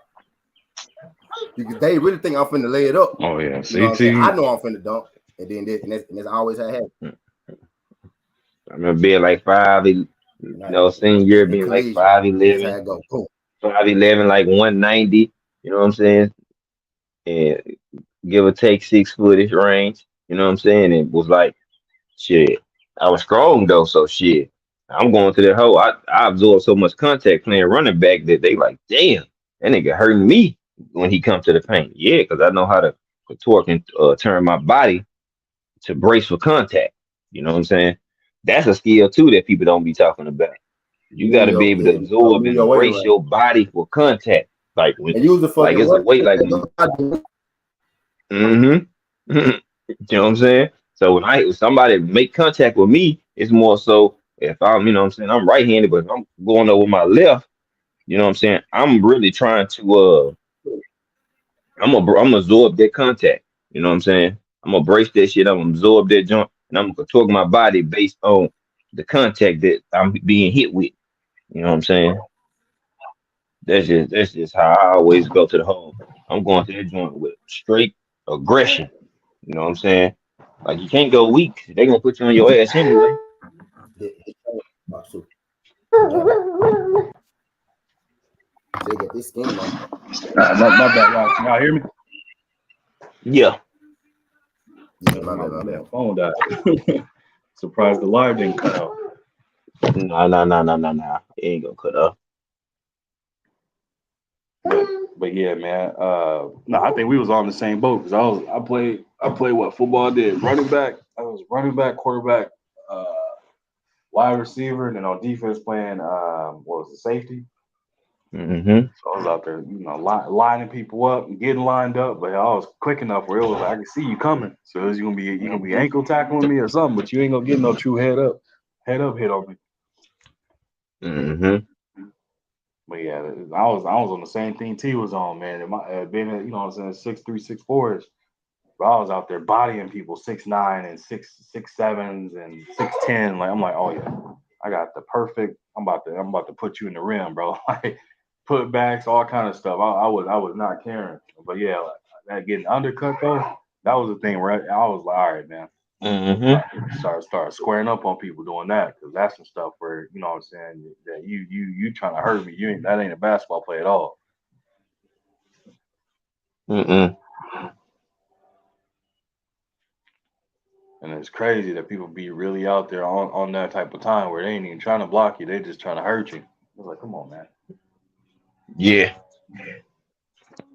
If you're not gonna line it up and you're not gonna try and you know what I'm saying, not gonna try and block it, then you don't need to be on the court, bro. Because you're gonna have people out there that's gonna have more bounce than you. You ain't gonna be able to jump the highest. You ain't gonna be able to out jump everybody. Fuck no. And some people they ain't that they can jump higher than you. It's that they got more hang time than you. You know what I'm saying? So Mm-hmm. you thinking that you oh yeah, I got him. You like, bro, this nigga's still in the air? Like, yep. Some people like that. You like, bro, this nigga is just like he just floating in the air. He's still right there. You're like, God damn, I can't get away from this motherfucker. Nope.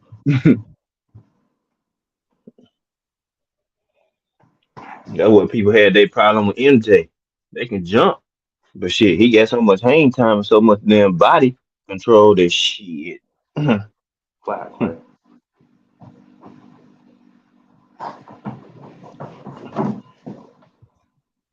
Flat. Man, my son over here tiptoeing, man. Tell this kid to walk flat. Everybody be like, man, his calves will be that way. I have some calves on him. He gonna be able to jump out of the gym. Like, man, I don't know. When I see tiptoeing, bro, I think of ballerina. That's the person that come to mind. Mm-hmm. But yeah, man, I'm gonna get my butt off here, man. Finish feeding the little knuckleheads. I wanted to hop on and cook. Appreciate my brothers coming up, but yeah, man, I was like, let me jump on, man. It's been a minute. Hop on the live real Mm-hmm. quick. Omega Red ain't on my head, so I got avoided him saying, so this one of them lives. It's a trick bait live. Like he didn't Mm-hmm. show up, so but it was one of them just little quick impulse lives. Man, I wasn't even planning to do it. I just saw I had some time, saw nobody else's live, so I was like, let me hop on real quick, talk about these NBA games, the playoffs so far, and the disappointments and the ones where it's like, all right, we got a series on our Mm-hmm. that Kings team, bro. Oh my goodness, like that hey, they coming. Like they here now, but man, they gonna make. I bet they make one more move in the off season, bro, and it's gonna put them on Who? top. Who is big one? The Kings. I think they're gonna make one more Mm-hmm. move, but because I mean, look how far they went, and then you had De'Aaron Fox after playing with a broken finger, and they still Mm-hmm. was giving the Dubs issues.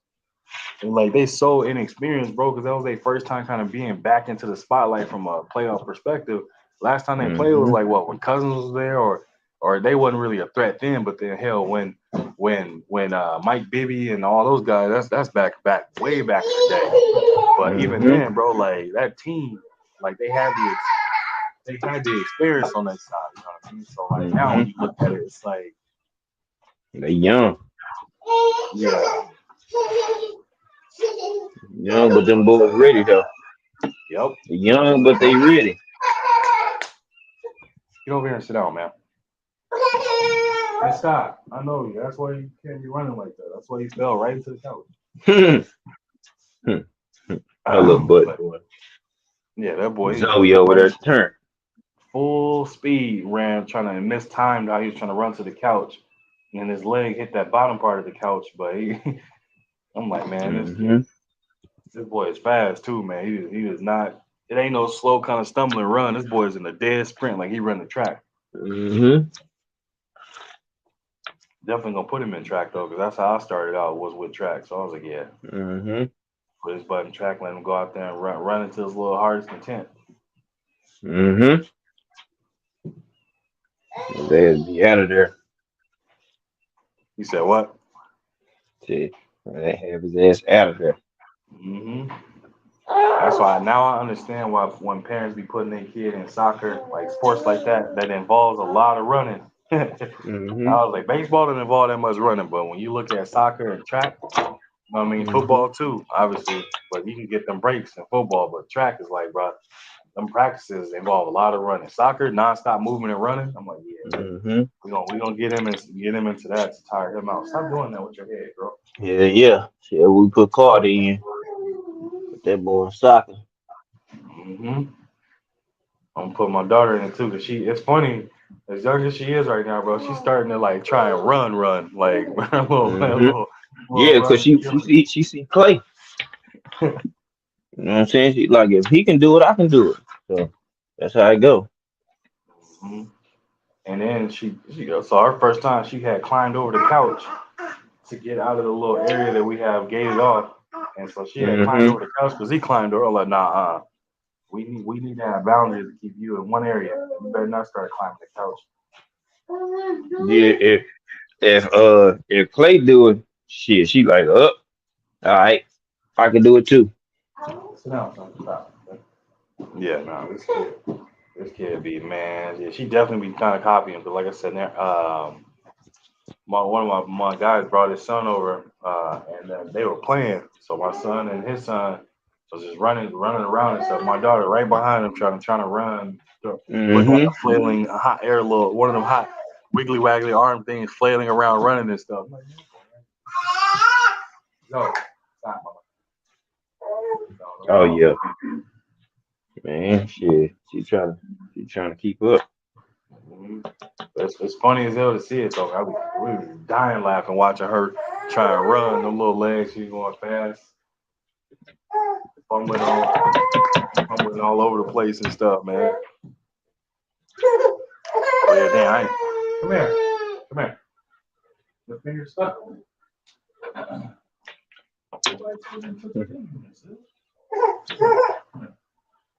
Put her finger, got a little finger stuck. But yeah, man, I'm gonna go ahead and get up off the over in a second, man. But definitely I gotta do some. For sure, my brother. You know, gonna pull up, rock with the fam. One time for the one time. Ah man, see what I want to talk about today. I don't know yet. I know you got a line coming up probably another hour and a half or something, right? Yeah, I gotta set my shit up. Yeah, I was just over here. I turned my head and just blew out. The wind blew all my weeds out. Oh man, Say what off my happened? roll up pad. The wind blew, and I had turned to grab my drink, and it blew all my weed off my roll up pad, all on the floor. Ooh-wee. That's why I turned my camera off. I was like, "Oh, motherfucker!" Sick. Yeah. Thank God it's cement right here, and I can just, you know what I'm saying? Yeah. I'm like, Yep. wow, If you was motherfucker. closer by that grass, you'd have been done for. That boy Man, would have grabbed dog, that I almost magnifying was. glass, been out there. Hold on, that's a piece. Dog, I'm talking about all this shit hit the floor, the whole shit. I said, nah, yeah. Man, that's crazy. No, I can't wait for this KO debate World Series though. It should be Yeah, fun. shit gonna be That's why I live. threw my hat in there. I'm like, ain't nobody signed up for it. My brother, he got 13 people. That's it. I'm like, all right, I'll throw my hat in. Why not? I was like, might as well Mm-hmm. do it. Shit, no disrespect. Some of these dudes, they bachelor knowledge ain't that extensive. They gonna find out. They bachelor knowledge ain't deep as they thought it was. That's a fact, kid. That's all I'm gonna say about that. But nah, I'm gonna go ahead and slide up out of this joint, man. G5, you got any last word for the good people? You know, same old, man. Tap into the fam, man. We all out here working, doing our thing, man. Y'all stay tuned, keep y'all noties on. You know what I'm saying? Basketball updates and news and you know what I'm saying? Anything of that nature, man. My brother A1 got it covered. You know, you looking for all other sports, you know, my brother Tilda got that shit going. He'll be live here soon too. So y'all know. Yep. I already know that's TNN right there. T, you got anything for the good people, man? Well, you already got some boxing up. What you watching? I saw that. Oh, I saw EJ about to put hands on Ugas, bro. Oh, you on mute, T? Yeah, I'm showing baby the big fish at work. I'm showing her the big fish at work, man.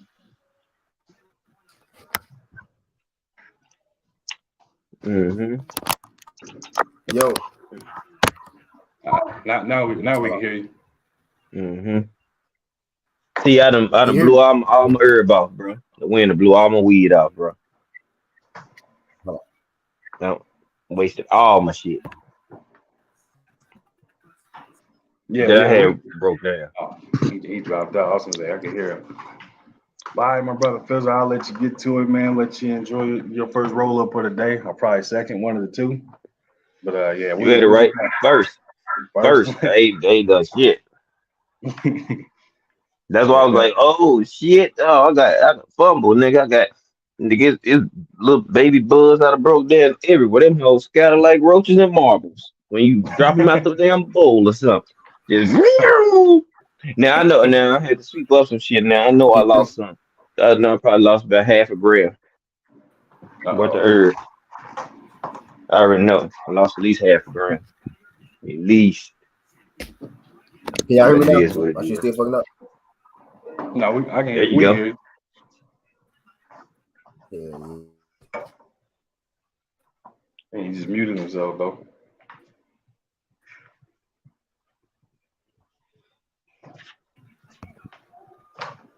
I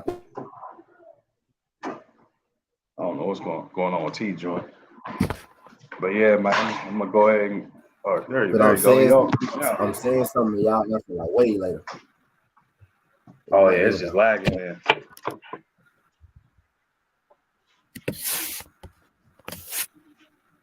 The jump, it's a lag. I don't know what's going on. It's a lag. Hold on, let me try this. It's better. Y'all hear me now? That's better. Yeah, we hear you. Yeah, man. This probably still lagging. Y'all can hear me fool, but y'all hear me like 10 seconds later. They can't lagging like a son bitch. I'm gonna wrap it up anyway, bro. I'll let you have the last words, and then we'll wait until you done talking because I know we got the lag, and I'm gonna go ahead and pop this joint off, man. God damn. Nah, man, I appreciate you letting me slide through. I don't know what the hell going on shit right now though. But I had just saw you was live, bro. I had to jump in. I wasn't doing shit. I wasn't doing shit in my life. I just saw you was on the live. I had to see God damn, I gotta go to the stove. LeBron, the Grizzlies, or something like that. He said what?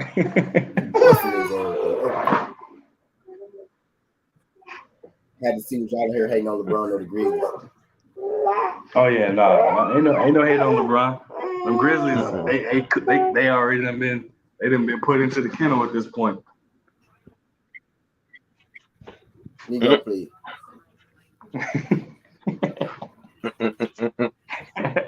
Ain't T like whatever, nigga. Ain't T like nigga, whatever. Fuck you. I don't want to hear this shit right now. All right, Nigga my T like brother. you better. He's like I you better be like appreciate y'all. LeBron ain't in Memphis, goddamn. Yep. Nah, I appreciate y'all. Ain't that right, Tiller? He better be like LeBron. He ain't in Memphis, huh? Nah, he better be lucky when you have our starters. I got that. Hey man, injuries is a part of the game, bro. I can't control that, man. You gotta play with you gotta play with it, man.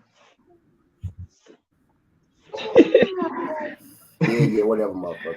Hey, what ain't shit, but they like, hey man, it happens, man. It happens. Gotta give him that political answer. Yeah, they Yeah. choose Yeah, this at man. the bad time. It was bad timing though. Bad time, but it will let you get on about it here. Yeah, Cue up my yeah. thumbnails and shit, man. Y'all be safe, my peoples. For sure. Now I appreciate y'all sliding through, man. Y'all already know we're gonna be back with another one. Again, everybody that came in the building, I appreciate it. And salute to everybody that came through this joint, man.